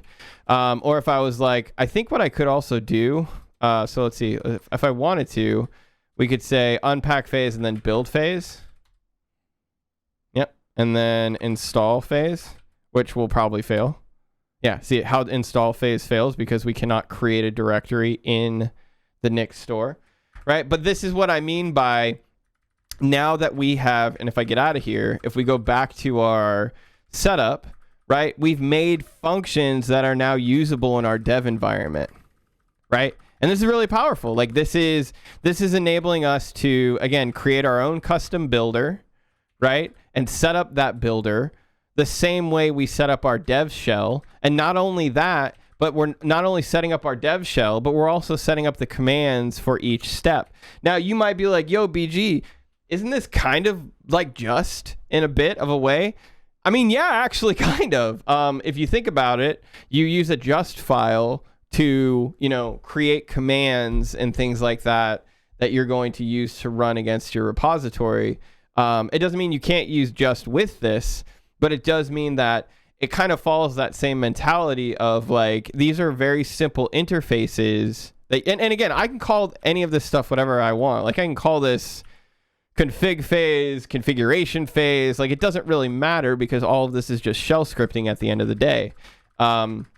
And it's just going to run the generic build function, which has all of those other functions in it, right? And that's what really makes up my builder is setting up a shell, right? Which is what we do here, right? And then after that, running our generic build command, which follows through with unpacking, configuring, building, installing, and fix up. Cool. Okay. So let's keep moving forward. Now you can run, for example, unpack phase, and that's what we did, right? It's that straightforward. Nix shell builds the DRV file and its input dependencies and drops into a shell by setting up the environment variables necessary to build the DRV, in particular, those passed to the derivation function. Right? With Nix shell, we're able to drop into an isolated environment for developing a project with the necessary dependencies, just like Nix build does. Additionally, we can build and debug the project manually, step by step, like you would in any other operating system. Note that we never install GCC, Make, or anything system-wide. These tools and libraries are available per build. So that's the biggest thing to note here, chat. This is the biggest takeaway. This is why in the go live notification, I said, you don't need containers for development, at least with Nix. Nix creates these shells for you and gives you the ability of creating these environments that you have complete control over, right? So if you wanted to, for example, and honestly, I'm starting to get to the point where like, I'm seriously considering just doing this, which we might even do, which is, if you wanted to, you could create a very simple shell script like this for Node, for Python, for anything. And if we kind of break it down, what would change, right? Well, all this would stay the same, right? Like the builder.sh file would be identical. Nothing would change here. The base inputs, this would also not change, right? Because we want to still have that dynamicness of just being like, just being like, again, if we look to our GNU tar, gzip, GNU make, GCC, core utils, right? Like we just want to be able to inject these dynamically. We don't want to have to like set up a path manually. So again, this is just more boilerplate code that helps us set up our environment. What's the next thing? Unpack phase. Okay. So what does that mean? Well, this means that, we're always going to be tarring a file, right, from a specific source and then CDing into that. right? This could be you having a directory of files that it's maybe it's an unzip instead of a tar. I don't know. But the main point here is anything that needs to be unpacked, you can do all of your unpacking here, right? And then after that, your configure phase, this could be a multitude of things. This could be like setting up a repository with like npm or something like that. I have no idea. I'm just saying, there's tons of different things that you could do for the configure phase. And then the build phase is always very straightforward, right? This is your yarn build or your whatever build, cargo build or whatever the build step is. That's where that goes, right? Install phase. This is where you actually put, right, the output of your build into the path that it needs to go. And so again, this could even be something as simple as a copy and paste, right? And we've already seen that where we just simply copy and paste something from a specific path, right? And then finally, the fix up phase is where we patch and do all of the stripping and stuff like that. Again, fix up phase could also do nothing. It could do prettier. Like, I don't know why it would, but I'm just saying, like, it could do this. Fix up phase is just like, hey, anything you need to do after, you can do, right? Okay, cool. So we will clean in the next pill, we will clean up the Nix store. We wrote and built derivations, added stuff to the store, but until now, we've never worried about cleaning up the used space in the store. So it's time to do some garbage collection. And we've talked about this, or we haven't really talked about, cleaning things too much, mostly because we've only talked about building things. But as we've said, Nix uses a immutable store that everything is built, or everything that gets built is added to. And again, you can kind of consider this as like homebrew, the homebrew folder, right? Or things like that. It's just a directory that exists on your operating system that has every Nix build and derivation inside of it. It's dot files. Dot files. There you go. And so in a scenario where you do this for quite some time and then you just like forget, you could accumulate a lot of data in that store. And so what we're going to go over now is how you garbage collect that store. 1 second.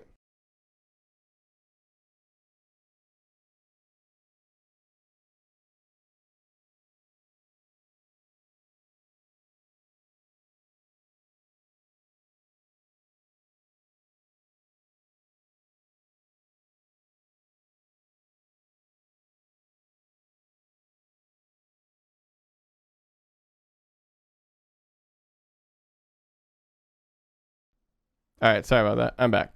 All right, welcome to the 11th Nix pill. In the previous 10th pill, we managed to obtain a self-contained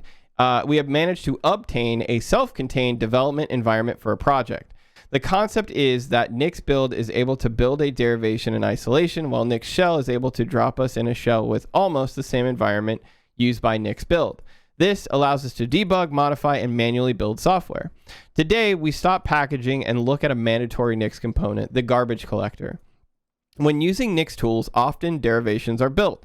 This includes both DRV files and out paths. These artifacts go in the Nix store, but we've never cared about deleting them until now. How does it work? Other package managers like DPKG have ways of removing unused software. Nix is much more precise in its garbage collection compared to these other systems. I bet with DPKG, RPM, or similar traditional packaging systems, you end up with some unnecessary packages installed or dangling files. With Nix, this does not happen. How do we determine whether a store path is needed? The same way programming languages with a garbage collector decide whether an object is still alive. And we've talked about this, right? We've talked about how Nix is much more comparable to to a programming language in the sense of how it handles different processes and designs in its system versus just like a very more rudimentary system, or rudimentary like package manager or something like that.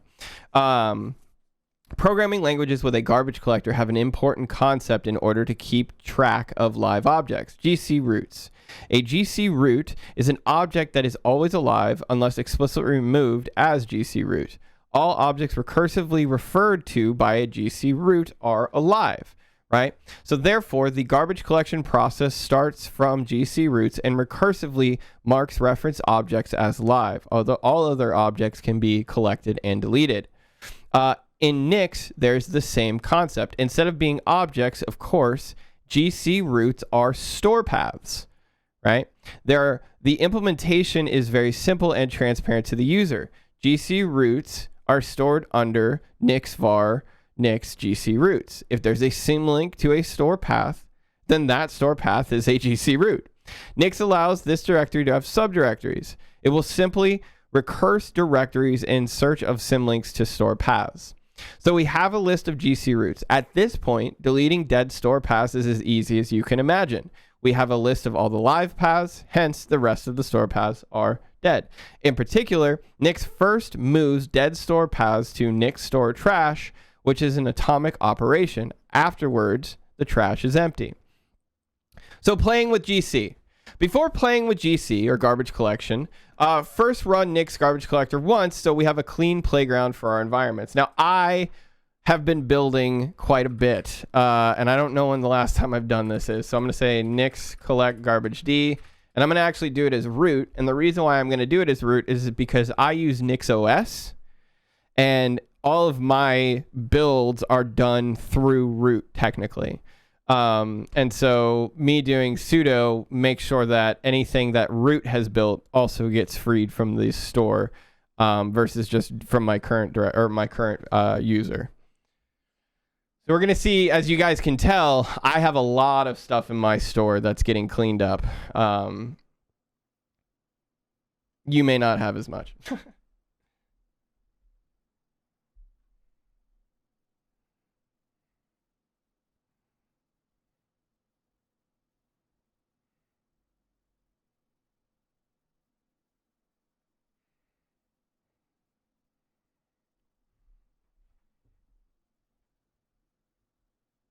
Just a few things, yeah.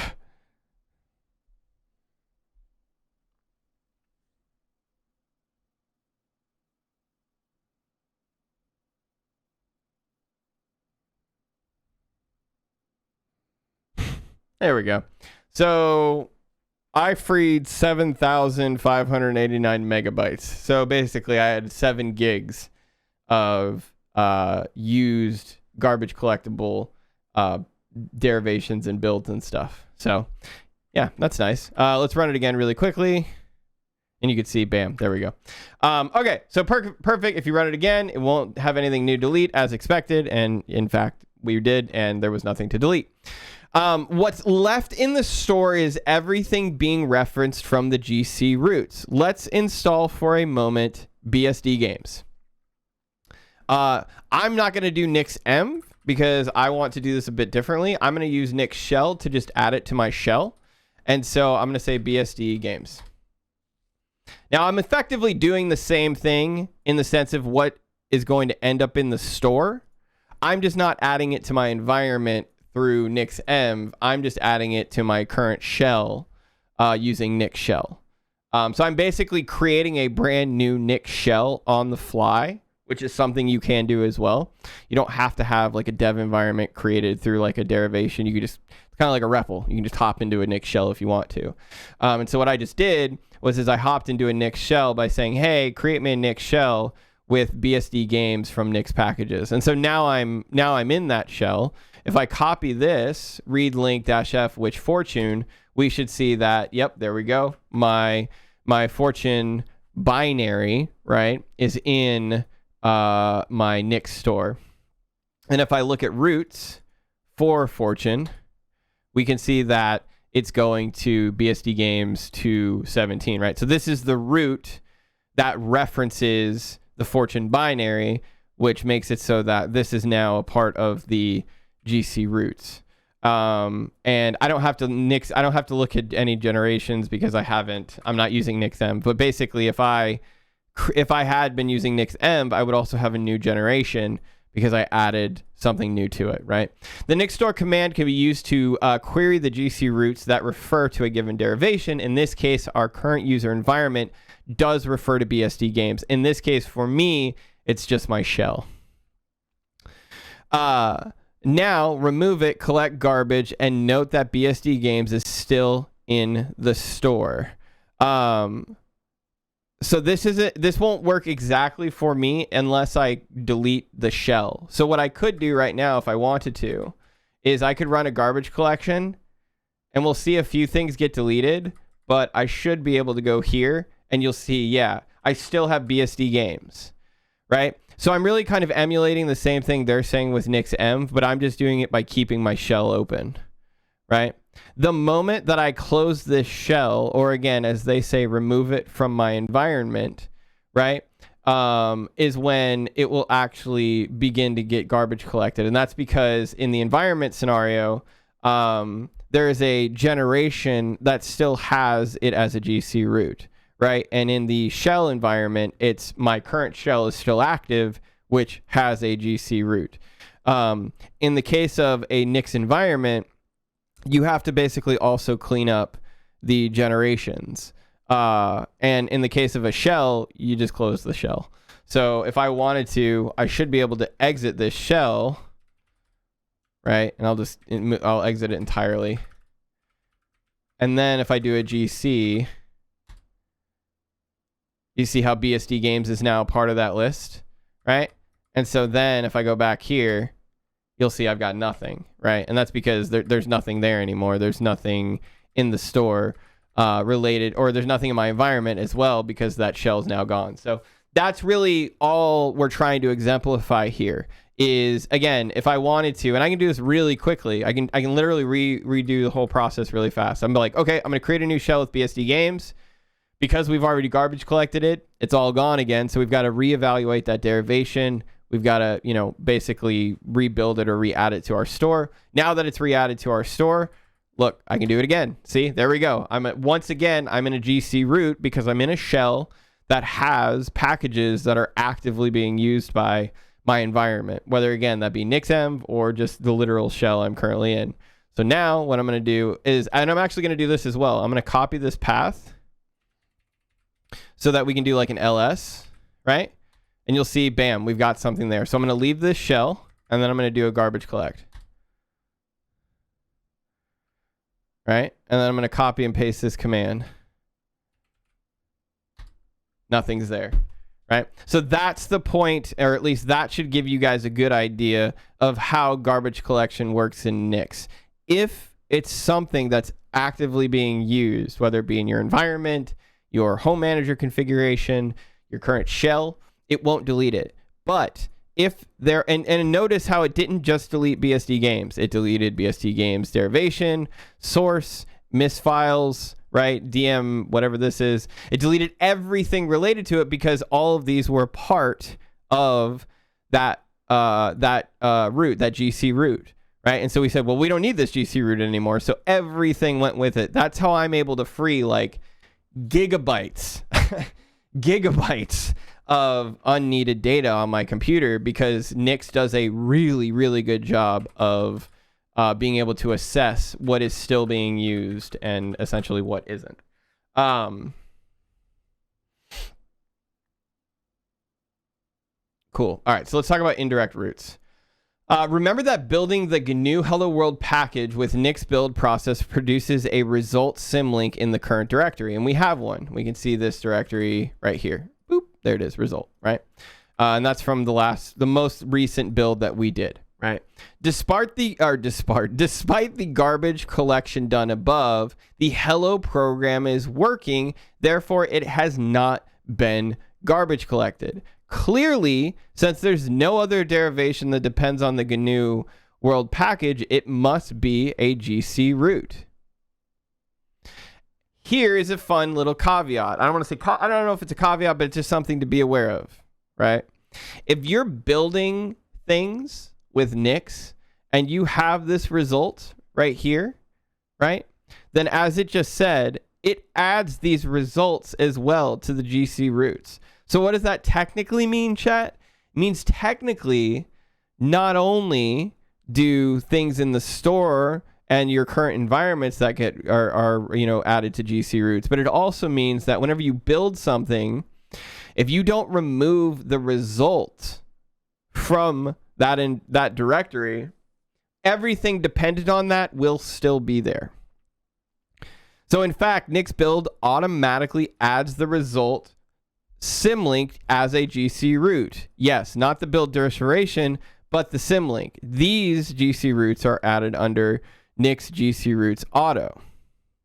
Don't care about the name of the symlink. What's important is that the symlink exists that point to the home Nix result. This is called an indirect GC root. That is, the GC root is effectively specified outside of var Nix GC roots. Whatever result points to will not be garbage collected, right? So how do we remove the derivation then? There are two possibilities. Remove the indirect GC root from GC roots auto, so it's no longer being referenced, or remove the result symlink. In the first case, the derivation will be deleted from the Nix store and result becomes a dangling symlink, right? This is what we do here. In the second, the derivation is removed as well as the indirect, right? So we delete the actual build, any derivations, as well as the actual indirect root itself. Running Nix garbage collect after deleting the GC root or indirect root will remove the derivation from store. What's the main source of software duplication in the Nix store? Clearly, okay, so clean up everything. Sorry, we're getting to the last thing with GC here. What's the main source of software duplication in the Nix store? Clearly, GC roots due to Nix build and profile generations, which is one of the reasons why I don't use NixEnv, because I don't like generating profiles on top of things that just add more references, and it's just another thing you kind of have to manage. Now, Home Manager kind of takes care of that for you, but essentially, underneath the hood, from what I know, it basically uses a variation of NixEnv. So you are still technically using NixEnv, but Home Manager at least makes it nice for you. Sorry. Doing a Nix build results in a GC root for a build that somehow will refer to a specific glibc version and other libraries. After an upgrade, if that build is not deleted by the user, it will not be garbage collected. Thus, old dependencies referred to by the build will not be deleted either, right? And that's where we're saying, like, if we're not deleting the result folder, there's still places, these indirect roots, that can need garbage collection. Same goes for profiles. Manipulating the NixEnv profile will create further generations. Old generations refer to old software, thus increasing the duplication in the Nix store after an upgrade, right? So this is possible.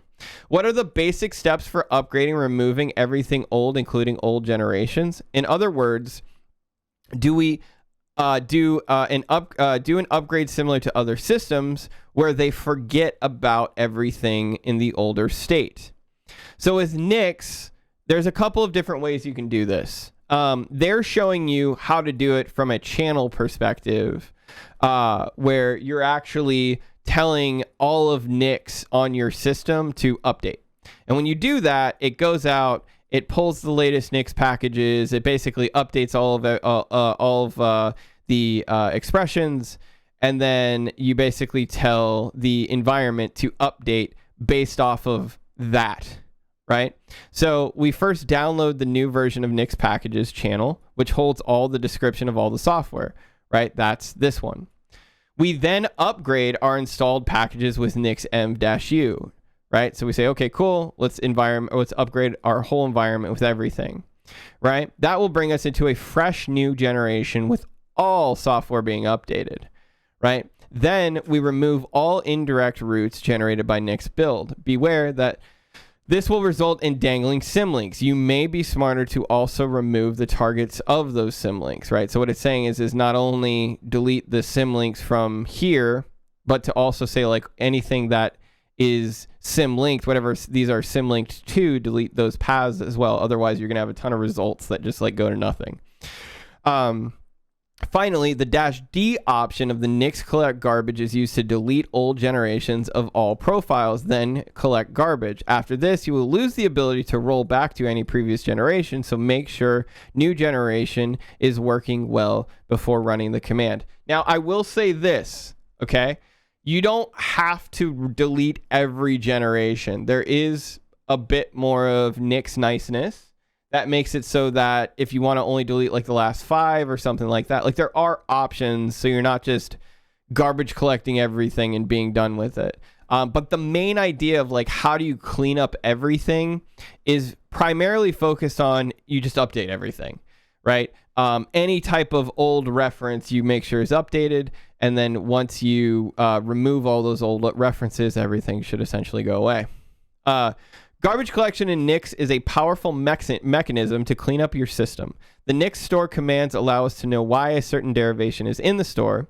Cleaning up everything down to the oldest bit of software after an upgrade seems a bit contrived, but that's the price of having multiple generations, multiple profiles, multiple versions of software, thus rollbacks, the price of having many possibilities. So the main point of what they're kind of saying here is, yeah, sure, cleaning up everything down to the oldest bit of software does seem a bit like dumb, right? But when you consider what you get out of it, the ability to have multiple generations of software, multiple profiles that have multiple generations of software, multiple versions of software themselves, multiple, like different, like just different software, and then multiple versions of those different softwares, right?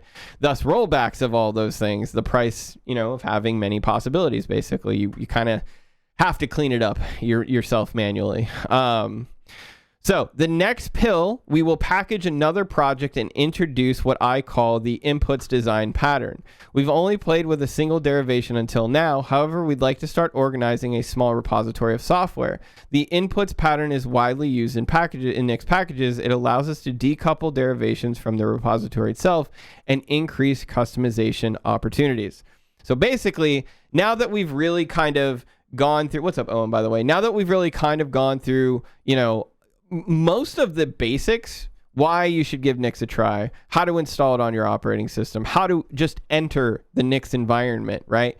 How to use the basics of the language, how to use functions and imports, how to create our first derivation, how to create a working derivation, then how to create generic builders, automatic runtime dependencies, and then finally developing with Nix Shell and the garbage collector. We're kind of at a point now where, in all seriousness, we're stepping away from like introductory things, and now we're really going like, okay, cool. We've kind of taken a look at pretty much everything here, right? On some basic level. Let's go ahead and get a little bit more in depth with the patterns and the designs and the processes behind how we do the things that we do. And so that's why the next chapter, chapter 12, is going to be about inputs, design, pattern. Whew. Man, I need a drink, chat. I need a sip of my coffee.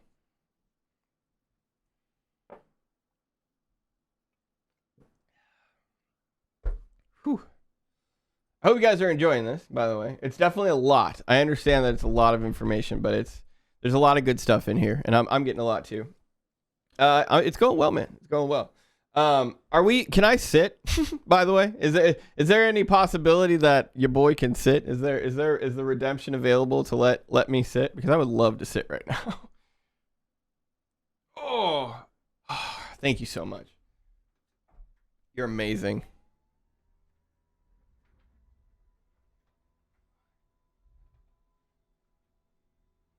Yo, Goth the Engineer, thank you for the follow. I appreciate that. Thank you.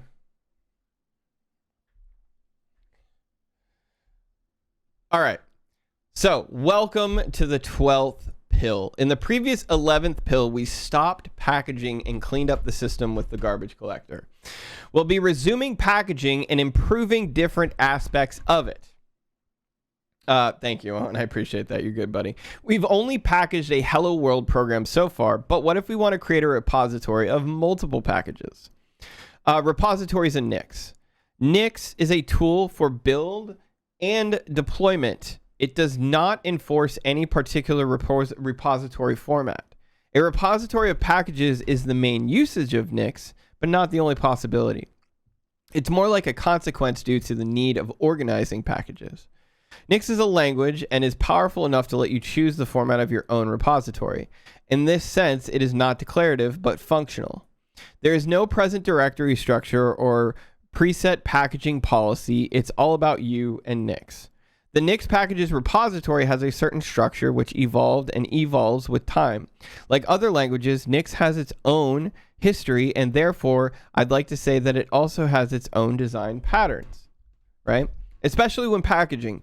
You often do the same task again and again, except for different software. It's inevitable to identify patterns during this process. Some of these patterns get reused if the community thinks it's a good way to package the software. Some of the patterns I'm going to show you do not apply only to Nix, but to other systems, of course.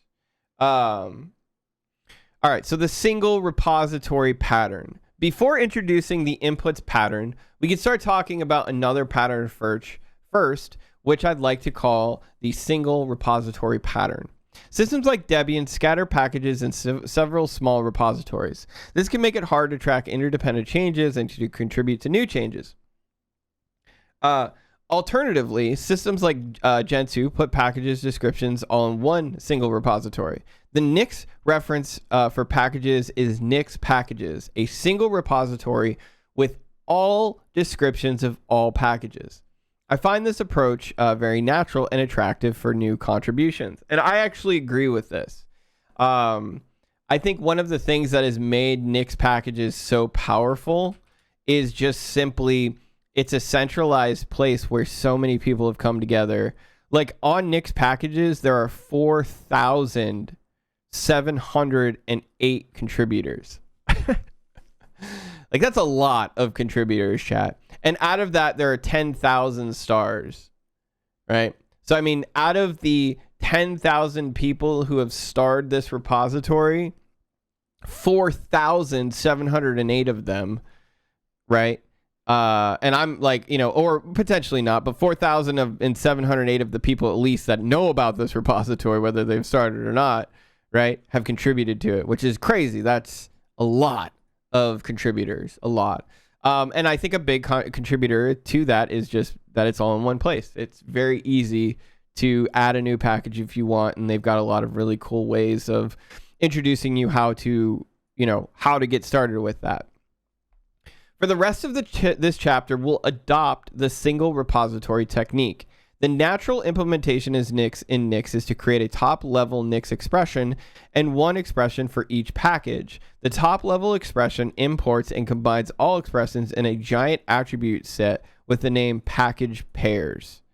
But isn't that heavy? It isn't, because Nix is a lazy language. It evaluates only what is needed, and that's why Nix packages is able to maintain such a big software repository in a giant attribute set. Yeah, so that's totally fair.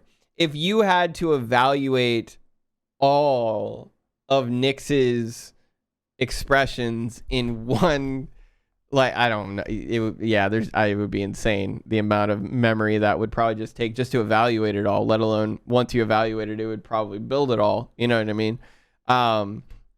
But yeah, think about that. We don't actually have to evaluate all of these expressions, right? We can simply just make sure that they're in the attribute set, so when we need them, we can then evaluate them. Okay, so let's talk about packaging GraphViz. We have packaged GNU Hello World. Imagine you would like to package something else for creating at least a repository of 2 projects. I choose GraphViz, which uses a standard auto tools build system, requires no patching, and dependencies are optional. So download GraphViz here. The GraphViz expression is straightforward. Okay, so I'm going to copy this link. I'm going to go to create a new directory. We're going to call this one 12, and then we're going to wget this GraphViz package. Then we're going to create a derivation, or sorry, a Nix expression. So we're going to say GraphViz.nix, and I'm going to write this out because I believe it's always good to write it to have the muscle memory. So packages equals import Nix packages, right? Make derivation equals import auto tools Nix packages. So we're going to have to copy that in make derivation name equals GraphViz, and then source equals GraphViz. There we go. So there's our tar.gz.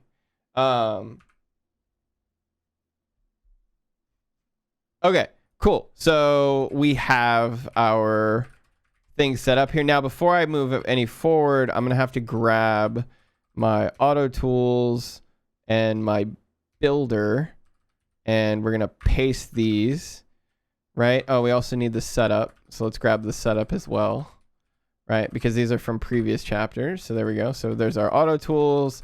Here's our setup, right? And again, we're basically just copying what we already created, right? Our auto tools is what allows us to create our, our derivation, right? And our actual function. And then we use that in our graphviz.nix file, right? And so you'll see make derivation, auto tools, .nix. There we go. Okay, cool. Okay, so if we build with Nix build, right, you will get runnable binaries under result bin. Notice, however, we reused the same autotools.nix of hello.nix, right? Let's create a simple PNG. So if we wanted to, we could do echo graph test, result, and then try to create with graphviz the binary dot a PNG, and we'll see format PNG not recognized, use one, Canon, CMap, whatever. Of course, graphviz doesn't know about PNG. It built only the output formats it supports natively without any extra library. Remember, in autotools.nix, there's a build inputs variable which gets concatenated to the base inputs. That would be a perfect place to add build dependencies. We created that variable exactly for this reason, to be overridable from package expressions.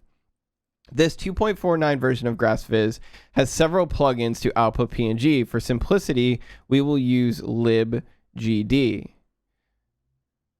Digression about GCC and I think that's LD wrappers. The graphviz configure script uses pkg config to specify which flags pass to the compiler. Since there's no global location for libraries, we need to tell package config where to find package config description files in order to enable it to tell the configure script where find headers or where to find headers and libraries. In classic POSIX systems, package config just finds the PC files of all installed libraries in the system folders in user lib pkg config. But we don't have that in the Nix sandbox. The way to educate package config about the existence of libraries is the environment variable pkg config path. What can we do about it? We can employ the same trick we did for path, automatically filling the build variables from build inputs.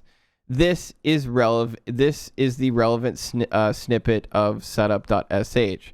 Okay, so I had asked earlier what we were going to do with build inputs, if you guys recall. And then I said, for now, I'm just going to keep it at the top, right? What they're saying is we actually can take that and expound on it a bit more so that these base inputs and build inputs also get added to the pkg path.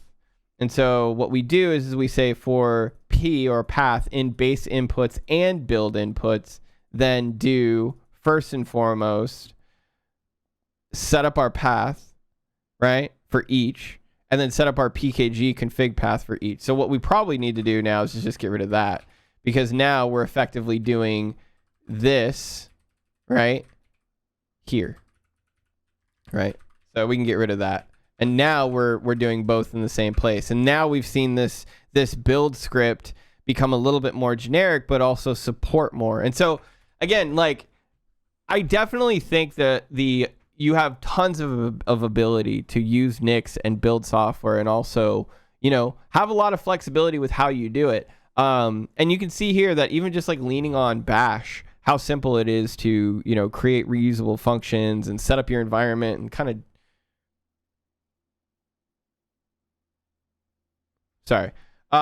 do like, all these other things that help with the build process. I thought one of our cameras saw something, so I freaked out a little bit there. Now, adding derivations to build inputs will add their lib package config and bin paths automatically to the setup.sh. Completing graphviz with GD. Finish the expression for graphviz with GD support. Note the use of the with expression in build inputs to avoid repeating packages. And we've talked about this, right? Where we've said, okay, if we don't want to have to reuse a specific top layer value like packages dot, right? We can just simply use the with And so if we go to GraphViz, we'll move over here, right? We said that build inputs is something that we provide as an option. So we're going to add build inputs now. And again, this isn't like something make derivation itself already had. If we go back to auto tools, right, we added base inputs, right? And then we also set it up in our setup.sh. So when we say that, again, Nix can pretty much do, whatever you need, you just need to learn how to do it. This is a really good example of that, where it's not like build inputs was a design necessarily that was introduced by Nix. It's something that we can introduce through Nix and follow good design patterns through it. And, again, have these generic builders and stuff like that, so that, technically, if you wanted to, you could, have one thing that builds a bunch of different types of things, right? If you had a builder that was clever enough to be able to detect all of those things, right? You could have a builder that like differentiates how it builds things or so forth based off of whatever. And like that's in a lot of ways, like that's what Dream to Nix is. So Dream to Nix is this idea where it's basically a framework that allows you to take existing projects or even new projects in other languages, and it just kind of works with all of these things. It works with Rust, it can work with Python, Node, Haskell, PHP. That's kind of the mentality here is like this one thing can have enough abstraction and enough support for all of these languages, and Nix is generic enough and doesn't care about these things to where we can write those opinionations and those cares into it. So I hope that makes sense. I hope that kind of like makes sense as to, even in the discussion we were having today in Discord about like, how could we achieve these things? And, I basically told Matthew, I was like, I know we can do this, but like, is it a good idea to do that? You know what I mean? And that's really where it becomes different in the sense of like, just like, I think the term is like idiomatic, right? Like, are you writing code that is helpful to the design of what you're trying to do, or is it against, going against the design? So if we do pkg config, right? That's going to be a package we're going to add. Packages lib git lib gd. Now, I will say I'm kind of curious as to why they're doing this, but maybe it's just because git dev gd. Maybe it's just a specific with the helpers. We add package config to the derivation to make this tool available for the configure script. As GD is a package with split outputs, we need to add both the library and development outputs. Now you can create the PNG. All right, so let's give it a shot. So I'm going to save this, and then I'm going to do nix build, and this isn't going to be hello Nix, this is going to be GraphViz.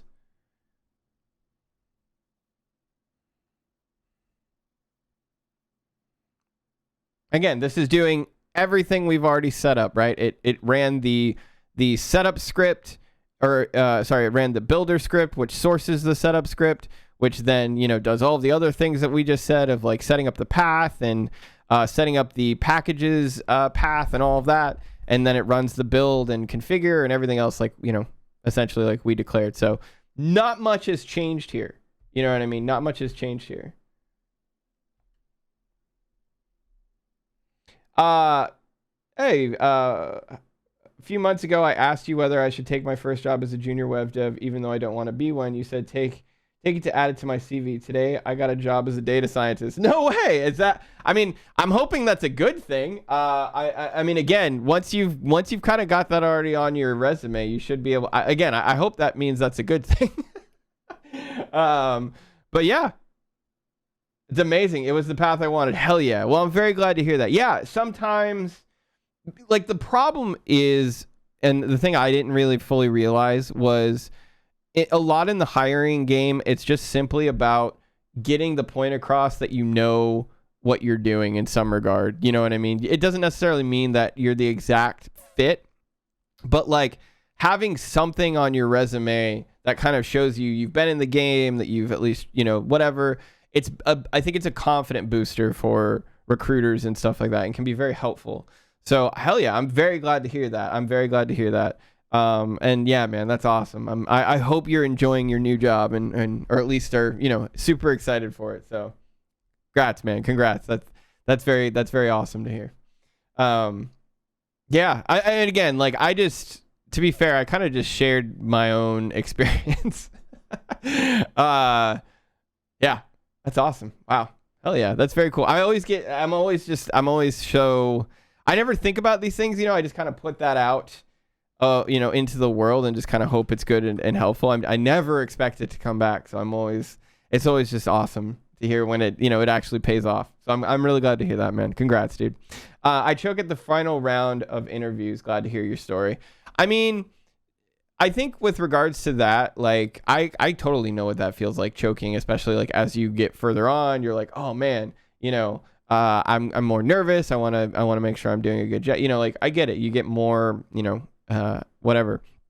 One of the things I kind of learned a while ago, I was interviewing at a company that I was actually really excited to potentially work at, and I went like all the way to the final round. And I got passed on.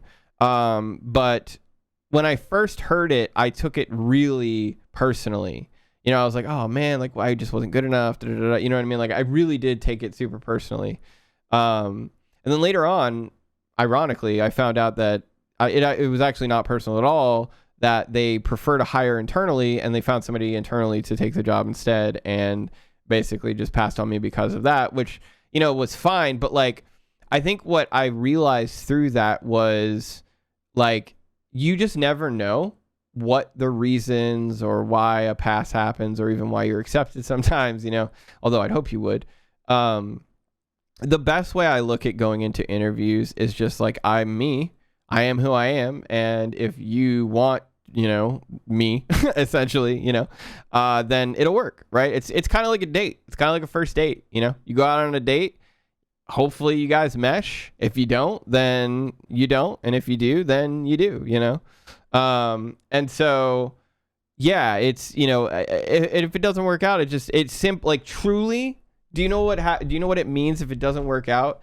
It just simply means that you weren't meant to work at that company. That's it. And that's actually probably a really good thing, right? It may mean that if you would have gone there, you may have been way over your head and you wouldn't have been prepared for the amount of stress, and that would have made your life, like, no matter what, life is about living it and enjoying it, or at least trying to, and so if you're not enjoying it, man, like, yeah, you got to change it.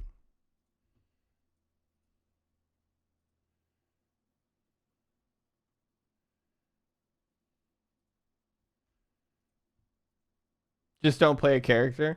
I mean, I don't recommend it. I don't recommend playing a character. I think it's a good idea not to. Normally that will bite you more than it'll help you in the long run.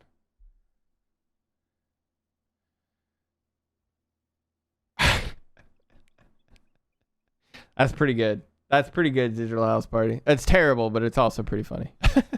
How's it going? Default.nix. All right, so what we're going to do now is we're going to, now that we have two packages, what's a good way to put them together in a single repository, right? This is that whole concept we talked about where we want multiple projects or multiple packages in one repo, right? We'll do something like Nix Packages does. With Nix Packages, we import it and then we pick derivations by accessing the giant attribute set, right?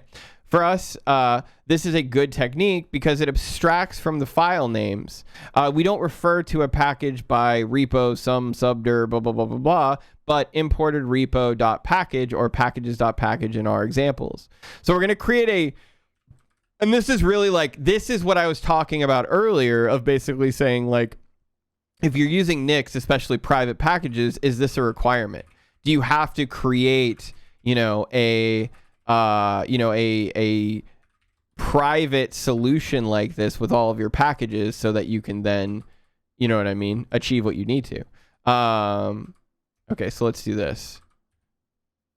Paste these in. Let me make sure that hello Nix is good. Auto tar.gz. Cool. Okay, cool. So if we go to default.nix, right, what we're going to do is we're going to import our first package, import hello.nix.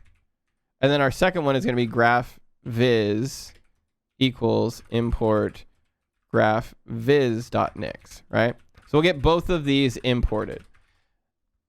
Now to use it, we're going to actually open up a REPL, right? Because this is now something that we need to import. So to do that, we need to be outside of it. So we're going to load default.nix. Watch what happens when we load default.nix. Added 2 variables. What happens if I evaluate hello? Oh, look at that. I get a derivation. What happens if I evaluate graph is? Oh, look at that. I get a derivation as well. Okay. So what happens if I want to actually build something? So let's do this. Say nix build default.nix. What is A? Oh, I don't want to install it. We'll just say hello. No such file or directory. Oh. Do I have to?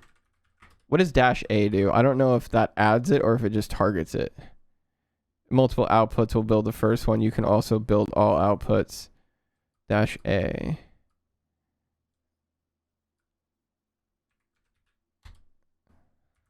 Wait, is that like it? Can't be it.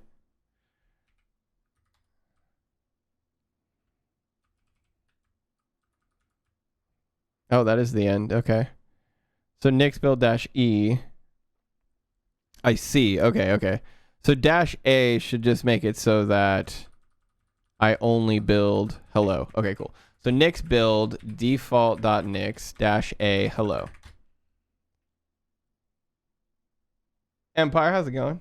Hello. And so you can see here that what did I do? I targeted the default and then I said I want to build only the hello package. And so now if I do result bin hello, we can see hello world is now running. The -A argument is used to access an attribute of the set from a given Nix expression. Okay, I probably should have just read that.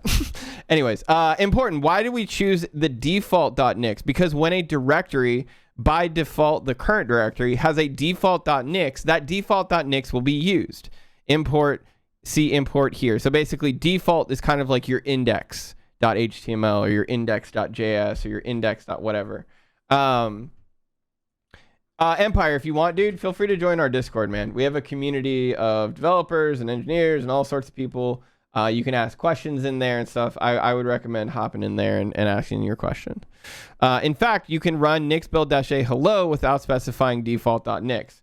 So yeah, basically, if I wanted to, I could simply just say nix build -A like this, and I don't even have to worry about default.nix. Now, if I tried doing this, for example, if I went default.nix -2, right, just renamed it, and then I tried doing that, you'll see, oh, there is no default.nix. So nix build is literally, without a file, going to look for a default.nix no matter what. So again, that's just something to note. Okay. There we go. For Pythoners, it is similar to init.py. Yeah. Cool. And if I wanted to install it, then I could then install it to my environment. I don't want to do that, so we're not going to worry about that right now. I stands for installation. A stands for, again, accessing the specific attribute. I bring all of my yeah, it's a good place. So this is that inputs pattern. So after a long operation, we finally arrived. I know you're having a big doubt in this moment. It's the hello.nix and the graphviz. They are very, very independent, or very, very dependent on Nix packages. First big problem. They import Nix packages directly in autotools.nix and said instead we pass Nix packages as an argument. That's a much better approach. Second problem, what if we want a variant of graphviz without libgd support? Third problem, what if we want to test graphviz with a particular libgd version? The current answers to the above questions are change the expression to match your needs, or change the call E to match your needs, right? And that's something we've talked about over and over again with Nix, which is these are just expressions that are being created in the language of Nix. Right? So if I go to graphviz, right, this is an expression. I can say these are the tests I want to run, right? and then be like, this and that, right? Or this and, here, let's do this. This and, that, right? And that will now be something, or this environment variable test with the data of this and that will now be available for me to add to scripts or do whatever else I need. So this is really what I'm gathering from this is like, at a high level, again, Nix is just a language that uses a package management or a store, really Nix store, to express and evaluate build configurations, right?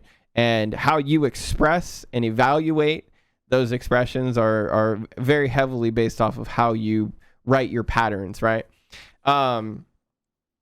With the inputs pattern, we decide to provide another answer, right? And this is a pattern, right? This isn't something that just exists. This is just an idea that we're going to apply to Nix to see if it helps us with our problem.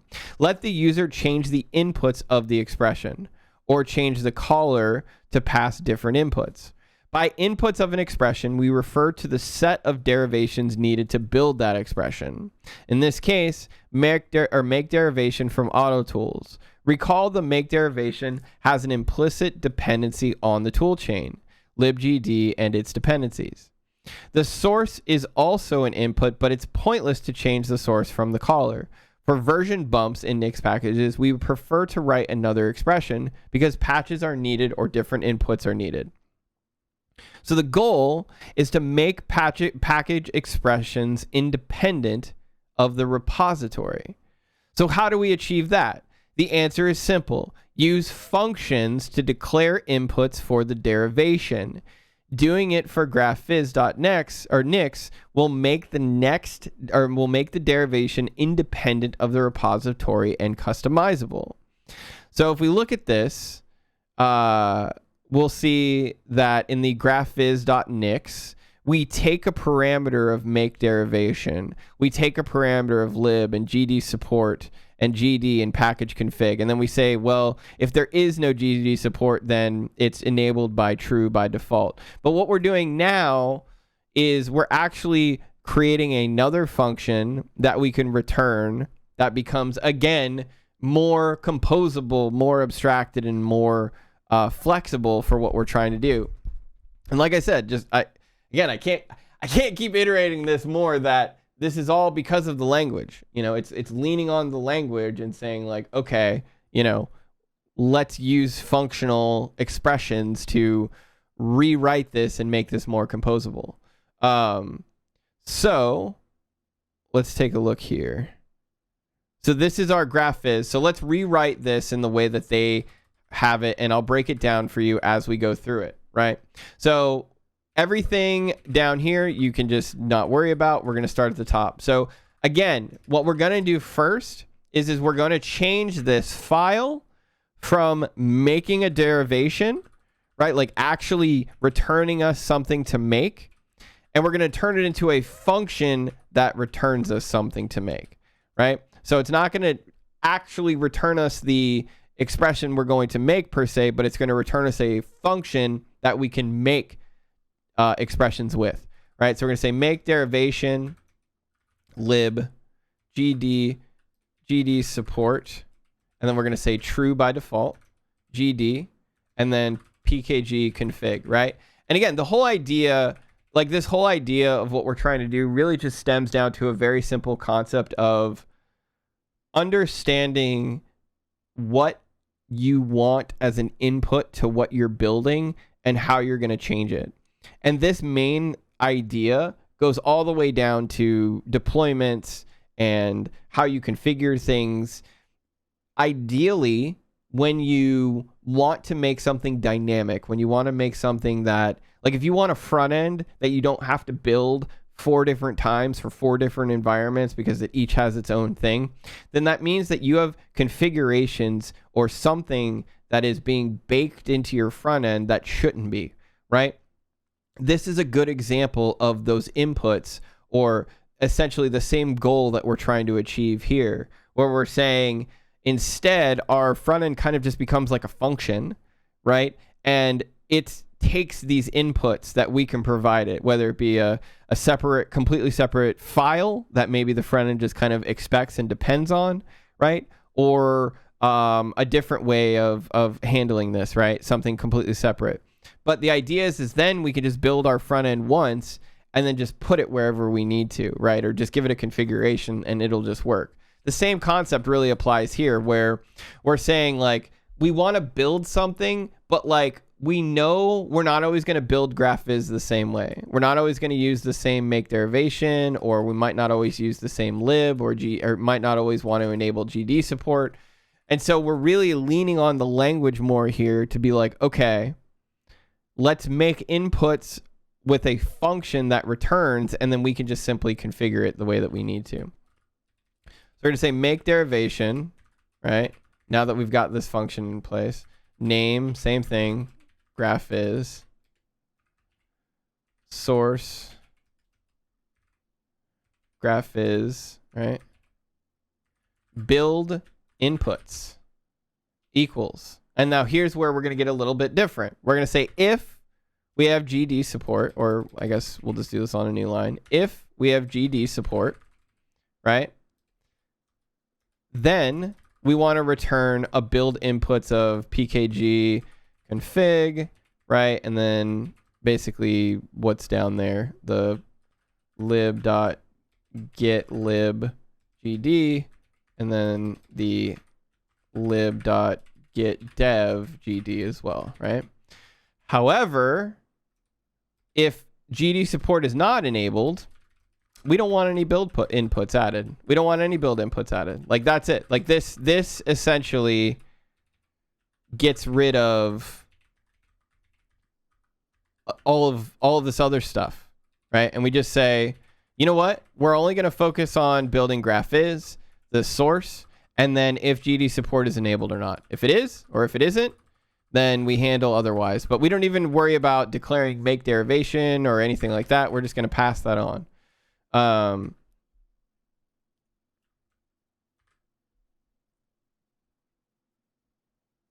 I recall that the brackets, or whatever, is the syntax for defining functions accepting an attribute set as an argument, right? And that's literally what we're doing here, right? That's this top part here. We're defining an attribute set that we can provide as an argument.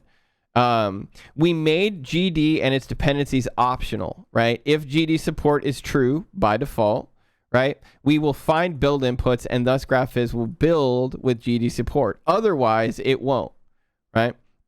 Now, if we go to our default.nix, so remember, before we were just using our default.nix as a very simple import to declare GraphViz and then just call it a day.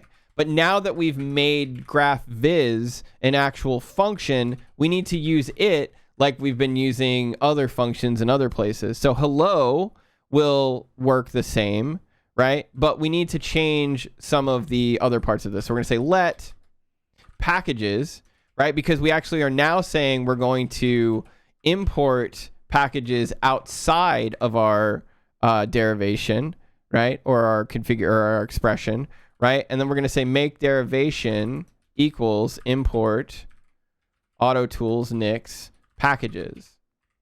And again, remember, this is in the default now. We're not in an actual what's it called? We're not building a specific package anymore. Now what we're doing is we're taking multiple packages and we're trying to build them multiple ways and stuff like that. So hello, for example. Oh, whoops. Didn't mean to do that. There we go. In with packages, hello equals import hello.nix. And then remember, make derivation is something we now add to it. So we're going to say inherit make derivation, right? Because we changed how AutoTools, or I'm sorry, not how AutoTools, we changed how we pass this down. So we need to make sure that, actually, what is hello? Did we change hello?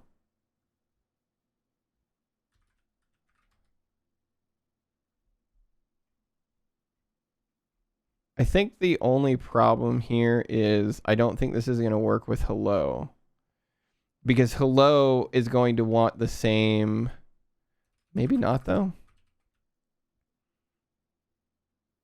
Yeah, there's no need to pass the inherit here. I wonder why they're doing that.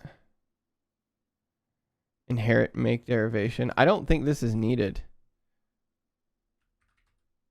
Yeah, so I'm actually, just for funsies, I'm going to get rid of this. I don't think this is needed. However, for GraphViz, it will be. So GraphViz equals import GraphViz.nix, right? And in this one, we're going to inherit our make derivation, lib, gd, package config. Is there anything else in here? Nope, that's it. Right. So in that one, because remember, if we go to GraphViz, we have this attribute set of parameters that we're passing. So we need to make sure at least the ones that are not defaulted, GD support in this case, get passed down as well. Whereas in hello, if we look at hello completely evaluates itself, right? It completely evaluates itself. Yeah. Let me look at auto tools really quickly. Yeah, that should be fine. Yeah. Okay. So then we're going to say GraphViz core equals import. We're going to do another import on the same GraphViz.nix. And in this one, we're going to do a bit more of inheritance. We're going to say inherit make derivation, lib, gd, and package config, right? But then we're also going to say, you know what? GD support in this case needs to be false. What does this mean? It means that we are now providing 3 packages through this default.nix. We're providing hello, which just uses the one it was using before, right? Now, what's interesting is we're basically doubling here. We have packages here and then packages in the hello itself. Ideally, what we would want to do is we would want to refactor this the same way we've refactored GraphViz, where we basically have an attribute set that we pass, right? And that attribute set then gets passed on to the function that it needs. So I'm just curious if this will work. I think it will, but there's definitely duplication here, and that's kind of what we said we're trying to avoid right now. So I'm gonna leave this like this for now, because we'll refactor hello like we did GraphViz if, for example, this is to work for some reason. So now if we close this out and then we try building hello still works. And let's do GraphViz now. And there we see we've got GraphViz. And then if I do GraphViz core, look at that. GraphViz is now being built without GD support, right? So we can see that the first GraphViz that I tried built right away because I've already built it with GD support and it's lazily being loaded, so we know that build works no problem. But say we also wanted to provide through our package system, again, a binary version of it that didn't have the support for like the other things we needed, again, GD or whatever else, GD support, then with Nix, right, we made it an option. We just said, all right, well, import the evaluation or the expression, import the expression. And when you evaluate it, this time, the attribute set that we're going to pass to it is false. So GD support equals false here, right? We're not actually going to try supporting GD here. And that's why we're building this one differently, because this one does not have those extra packages. So if we read, so we factorized the import of Nix packages and make derivation and also added a variant of GraphViz with the GD support disabled. The result is that both hello.nix, exercise for the reader, right? Okay, so yeah, this is where they're saying hello.nix should be updated, which we'll do, and GraphViz.nix are independent of the repository and customizable by passing specific inputs. So let's go back to this really quickly, chat, and I want to ask you guys a couple questions. I'm going to open up hello, and then I'm going to open up GraphViz next to each other. Now, what they just said is that our goal here is to make it so that we can decouple the package manager itself, or essentially this part here, Nix packages, from the derivation that we build, right? And in this scenario on the left, the hello, the old scenario, we import it directly with the derivation. This means that anytime we evaluate this file, it's always going to re-import this, always going to do that, right? In comparison to our changes that we did with GraphViz, we're still using make derivation, right? We're still using name, all these other parameters, right? Same thing, make derivation, name. But we created an attribute set of parameters that we can simply pass down to a function so that, you know what? Instead of having a specific set of packages, we're going to make derivation with this packages or make derivation with, so like a better way of showing this is let's first refactor. All right. So to refactor, we're going to delete all of this up to here. And then we're going to say attribute set, right? Make derivation, right? And we're just going to like, that's it. Like that's literally it, chat, right? Because that's the only parameter we need. If we go back to GraphViz, we had a bunch of other parameters like lib, GD support, GD, and package config because we needed those parameters. But in this scenario with hello, we just need make derivation. Now, what does this mean technically? Well, what this technically means is that now this make derivation parameter that I provide to hello can have a different set of packages than GraphViz. How do we do that? Well, we're going to go back to default now. And then what I'm going to do is I'm going to say make derivation, the original one, will continue to use just this packages. But you know what I'm going to do? I'm going to make another make derivation. And this one is going to be unstable, right? And then what we'll do is here at the top, we're going to say that this is packages unstable, right? Maybe this is packages unstable. And again, this is not the way you do it, but maybe this points to Nix packages unstable, and then this one actually takes in packages unstable, so that when I go to build hello and I inherit the make derivation here, right? I'm actually inheriting make derivation unstable, and then I can just say make derivation equals make derivation unstable, right? And so what I'm doing, or actually here, I don't need to inherit this. I can just do this like this. There we go. If I do this like this, right here, I'm telling hello Nix to actually build with unstable packages. There's a different part of Nix that's like unstable. There's stable, there's unstable. And so what this could mean is this could be like, all right, well, this is going to build with the latest software available to us in unstable, but this one is going to build with the default packages, that are currently stable. And this is the kind of decoupling we're talking about, chat, or we're trying to achieve here, where you can do this with anything, right? Right now, I'm just decoupling the package manager, right? But because this is a language, or, again, because you can use the Nix language to achieve these kind of things, then it could be separate packages, it could be separate dependencies, it could be anything. Again, it's just how you use the language. So let's talk about what we just went over from their perspective. So we factorized the import of Nix packages and make derivation, right? And also added a variant of GraphViz with GD support disabled, right? So again, our default.nix is now providing us with 3 packages: a hello package, which just inherits the make derivation naturally, right? GraphViz, which does basically the same thing, but also takes the default parameters that it needs. And then the GraphViz core, which inherits the default parameters with an override of saying we want to disable GD support, right?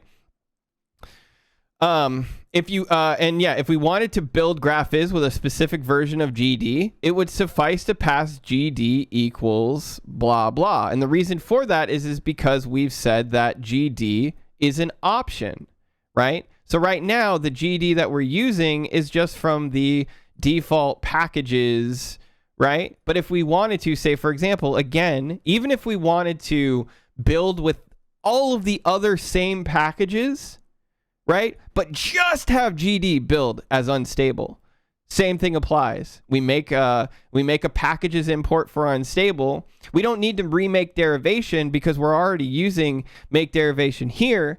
But because I now have packages unstable, I can now say GD equals packages.unstable.gd. And now I've separated just the GD package dependency from the rest of stable to test to see if, maybe I want to test to see if, unstable GD will work, right? For future proofing or something like that, right? Like all of this is, or we want to say like, all right, well, if you use this version of GD, then you have these options available to you. But if you use this version of GD, then we can detect that and these options are available, right? So yeah, very flexible in that regard, very flexible. If you want to change the tool chain, you may pass a different make derivation. And that's another big thing, right? Like say, for example, if we didn't want to use auto tools, we wanted to use a completely different .nix file for our make derivation. Well, that is also now decoupled, right? It's just parameters that we're passing through. Clearing up the syntax. In the end, we return an attribute set from default.nix. With let, we define some local variables, right? So let is our local variables, all of this right here. And then this is the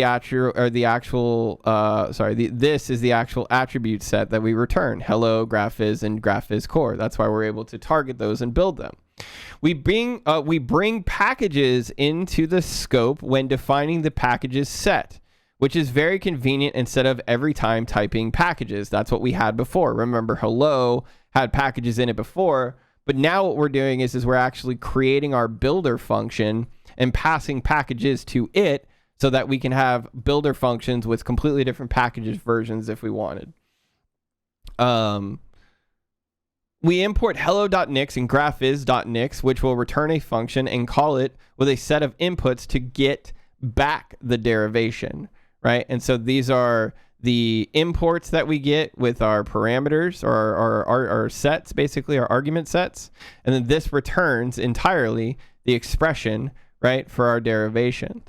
The inherit x is equivalent to x equals x. So that's the thing to note about this. If you're curious about what inherit means, it simply just means instead of having to do make derivation equals make derivation, you just inherit it directly as the name that it is. Combined to the above with packages is equal to GD equals packages.gd. And so that's what, again, is really nice with packages. It makes it so that you can use inherits and things like that and pass things down naturally as their given name without having a lot of like extra code that you need to do so. You can find the whole repository for for pill 12 in this gist right here. And so if you guys are curious about all the code for what we just went over, here's the gist right there. Beating a dead here, I get that a lot. Yeah, I get the Nick Kroll thing a lot. Yeah. I get it quite a bit.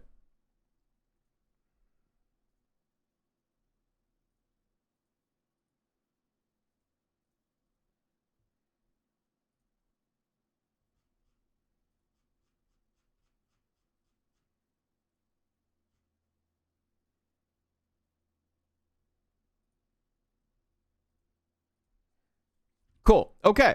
So conclusion. The inputs pattern allows our expressions to be easily customizable through a set of arguments. Again, this is a pattern. The idea here is that we want inputs that we can provide to things and essentially make it so that it's easily customizable to then build these things, right? These arguments could be flags. They can be derivations, anything. It does not matter what these parameters or these arguments are. It's simply whatever you decide. They are arguments that you create to build your package. Our package expressions, our functions, don't think there's any magic in there. And that's the other part of it. They're again, 9 times out of 10, as I keep explaining, these are just functions written in Nix, right? So if we go back to hello, right? This is a function. This is a very, like, all we need to create a function in Nix is this. Bam. We have a function. That's it. Right? That's it. If we want a parameter for a function, there it is. Right? Like that is the simplest function we can create. And so that's what we have here. We have a attribute set that takes make derivation as an attribute. And then we use that attribute right after it to define how we're going to create hello. But because we separated make derivation from this, we can pass any set of packages, any set of versions of packages that we want via the default, because again, we have this abstraction that we have here. So it's just a function. It's just a function returning our expression to actually create hello. And honestly, if you've ever worked with like infrastructure as code, so, for example, if you, have ever had to synthesize before, if you know what that means, where you basically write some infrastructure as code or some automation against Amazon or something like that, right? And then once you do that, you synthesize it, you turn it into JSON that can actually be, that can actually create that infrastructure. This is kind of like that, where, up until here, we're just synthesizing, right? But once we evaluate here, that's when we actually know what this is and how to build it, and actually build it. Yeah. Thoughts on nacho cheese fries from Taco Bell? Yo, I like them, but I wish there was more. I think my biggest thing on that is just they skimp out on it, man. The fries are great. The cheese, I don't think the cheese sucks. I think the cheese is just the cheese that you get from everything else. So, personally, like, I'm not mad at it. I don't like the quantities. The quantities are they skimp on the fries, man. They really do. And I will say it's kind of heads or tails if you get a good set of fries or not. Atoda and I joke about this a lot, that like, sometimes we get the dream team and sometimes we don't. And it is true. Like, sometimes you'll get the fries, they're like just out from cooking, man, and they're crisp and delicious, and you just pop them bad boys into that cheese and you're in heaven. Or you get like gross, like, kind of like moist fries that are just not really enjoyable. So yeah.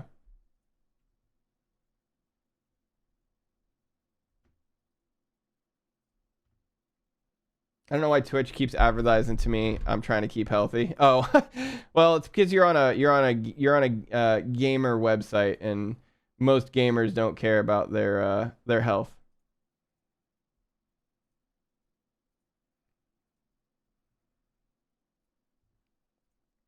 What got you into software and development? It was the only thing I enjoyed. Honestly, yeah. It was just, I don't know. It's what I enjoyed doing, so I just said, let's do it.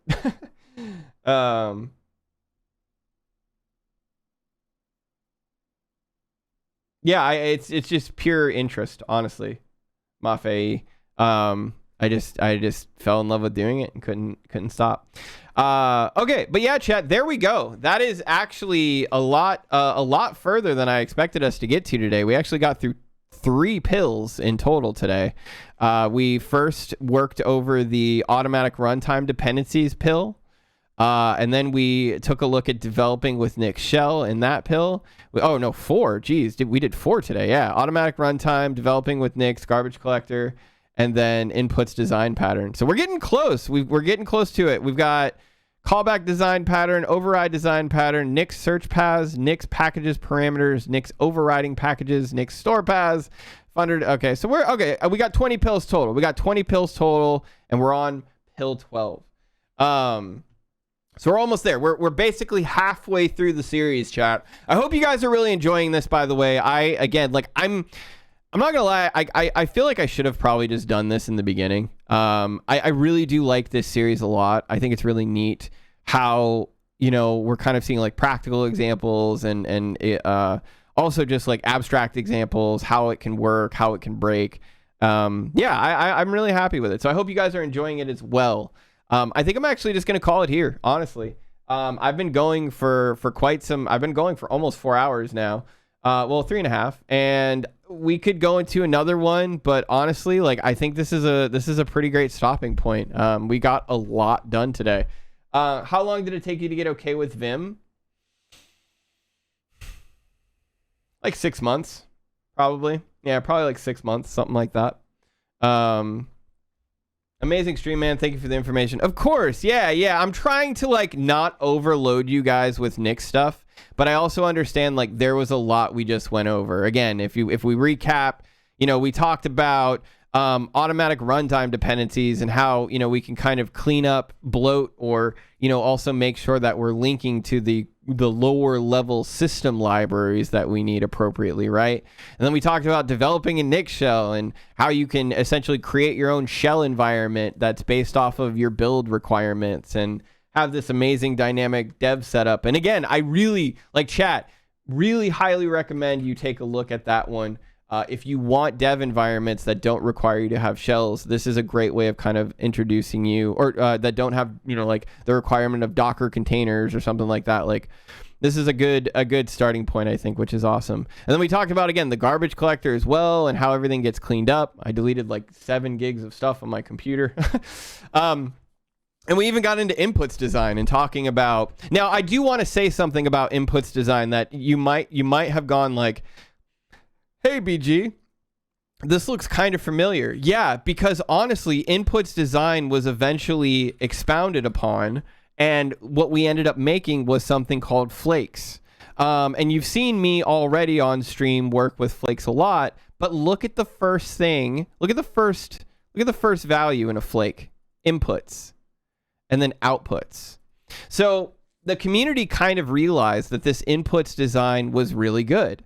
Right? It gave us the ability to have many different inputs and share those inputs and have really abstracted and highly composable functions, right? And then they said, like, all right, well, maybe we could standardize this. And so that's really a core foundation of flakes, of basically saying, like, okay, these are my, you know, my Darwin packages source, right? This is my Darwin packages source. This is my home manager packages source. This is my NeoVim packages source. This is my Nix packages, right? And then each of these become variables, Darwin, home manager, Nix packages, right? That I can now use in my derivations. And this is heavily how I create, you know, my dev setup for my Mac or my Windows machine. Like, and what's really going to blow your mind, chat, is in my dot files for Nix, realistically, I have almost the identical setup. I just build for different architectures. So like I build for Darwin, obviously, and I've got a function, right, that takes a username as a parameter as well as an attribute set, right? And then it takes these, right, and then builds my Darwin system. But if you look, I use the same home manager setup that I use on Nix. And how do I do that? I change the inputs and I basically say like, okay, well, you know, on Darwin, I want these to be the inputs in the packages. And then on Linux or on NixOS, I want these to be the inputs and like, look, this is the default for NixOS, right? This time, if we zoom in, you'll see this time I'm building for Nix packages lib NixOS system. But I'm setting up the same way, right? Nix packages overlays, hardware, right? Home manager, and look, home manager, and then I import a NixOS one. But again, if we go back to here, configuration, Darwin, default, it looks almost identical, but it's different in the sense of what I'm passing through to it and stuff like that. So again, like I said, I hope this at least helps you guys understand the flexibility, and again, really being able to lean on the language and have this inputs design. And this high composability and abstraction where you say like, okay, I want to build this, but like, how do I want to build this? What are the requirements? What are like, how many different variations and things like that? You can really achieve a lot of that with Nix. I wish I could get your voice in my schoolwork. The voice they use is so sleep inducing. Oh, geez. So yeah, thank you guys again. I hope, again, if anything, you guys are at least a little interested or able to learn some of the stuff from this. Nix is something that I'm still, again, very much experimenting with and learning things about and talking to people with. And, you know, this is something that I always say, first off, as I'm closing the stream, is feel free to always join our Discord. Our Discord really is where our community, you know, kind of shines in the off hours. If you have any, you know, if you want to be a part of a Nix community, we're trying to grow ours. And honestly, there's a lot of people in here now, a lot more than I used to even think. Our community is growing, especially with Nix. But we also have a programming community. Actually, the person who was just in here asking for help, they're already in there, and our community is already helping them. So yeah, feel free to be a part of our community. Feel free to lean on our community if you have any questions or anything like that, whether it be Nix, DevOps, or any of that other kind of stuff. Also, be sure to check out our YouTube. Two things, right? Our first YouTube is basically our YouTube for all of the custom content that you guys don't basically see here. I'm working on creating more videos. Again, right now I'm doing a lot of work around creating a couple Nix videos that I want to get out soon. And that's why we're doing a lot of Nix research and stuff like that so I can educate properly. So this channel is really focused on those kind of things. We've got a few videos out already. I highly recommend you checking those out. The other one is our archives, and the archives is really where all of our VODs go. And so if you ever want to be able to go back and check a VOD after it's like not on Twitch or something like that, you can easily go and subscribe to the archives. All of this series will also be on the archives, so feel free to check it out on there. We also got social media, so please feel free to follow us on Twitter for all of the updates and all that good stuff too. And remember, if you are new to our channel, this is a co-hosted channel. It's hosted by myself, BG, as well as my good friend Atoda. Basically, during the week, you get to hang out with me where I work on a lot of different things, whether it be from DevOps and infrastructure to building platforms to, things like this, building software, whatever. I have a lot of different interests, so I hope you guys at least enjoy following me on my adventures. Outside of that, Atoda streams on the weekends. He's new to programming, brand new to it, completely, getting started with how to build front ends, how to build back ends, how to connect those two, and everything everything involved. So if you're interested in a newer approach or a newer, you're newer to programming, I highly recommend you check out the weekends. It's really awesome, and there's a lot of really cool learning going on in both. So thank you guys, seriously, for hanging out with me today. I really appreciate it. Have a great rest of your day. I hope you guys do. And at the bare minimum, I hope to see you tomorrow, if not in the Discord. And we'll be back next week. I am excited to get this series done. I will say, I think a lot of the main cool stuff that we did was in the first 10 chapters. Right now, we're kind of just going to be doing more granular things. We're looking at specific design patterns, right? And again, you can see here's the input design pattern, the call package, the override, right? We're kind of looking at more intricate things. So I'm excited to get this done so then we can really start building things with Nix and, have a more hands-on experience with it too. Yeah, you have a great day too, Steffi. Again, thank you guys so much. Let me see if I can find somebody for us to raid really quickly before we get out of here. Let's see. I always like trying to raid new people if possible. We haven't raided Griff. I know I just say that, but we also haven't raided Griffing in like forever. So let's go raid Griffing. Let's go say hi to him. Let's go give him a heads up. I think he might have somebody actually on his stream right now, so maybe we can show him a little love with that as well. So guys, have a very fantastic rest of your day. Enjoy Griffing's stream. And yeah, if not, I hope to see you. Well, I hope you have a great day, but if I don't see you today, whether it be in the Discord or whether I hope I see you tomorrow for more Alta 4 streams. All right, guys, have a good one. Peace out. Love you.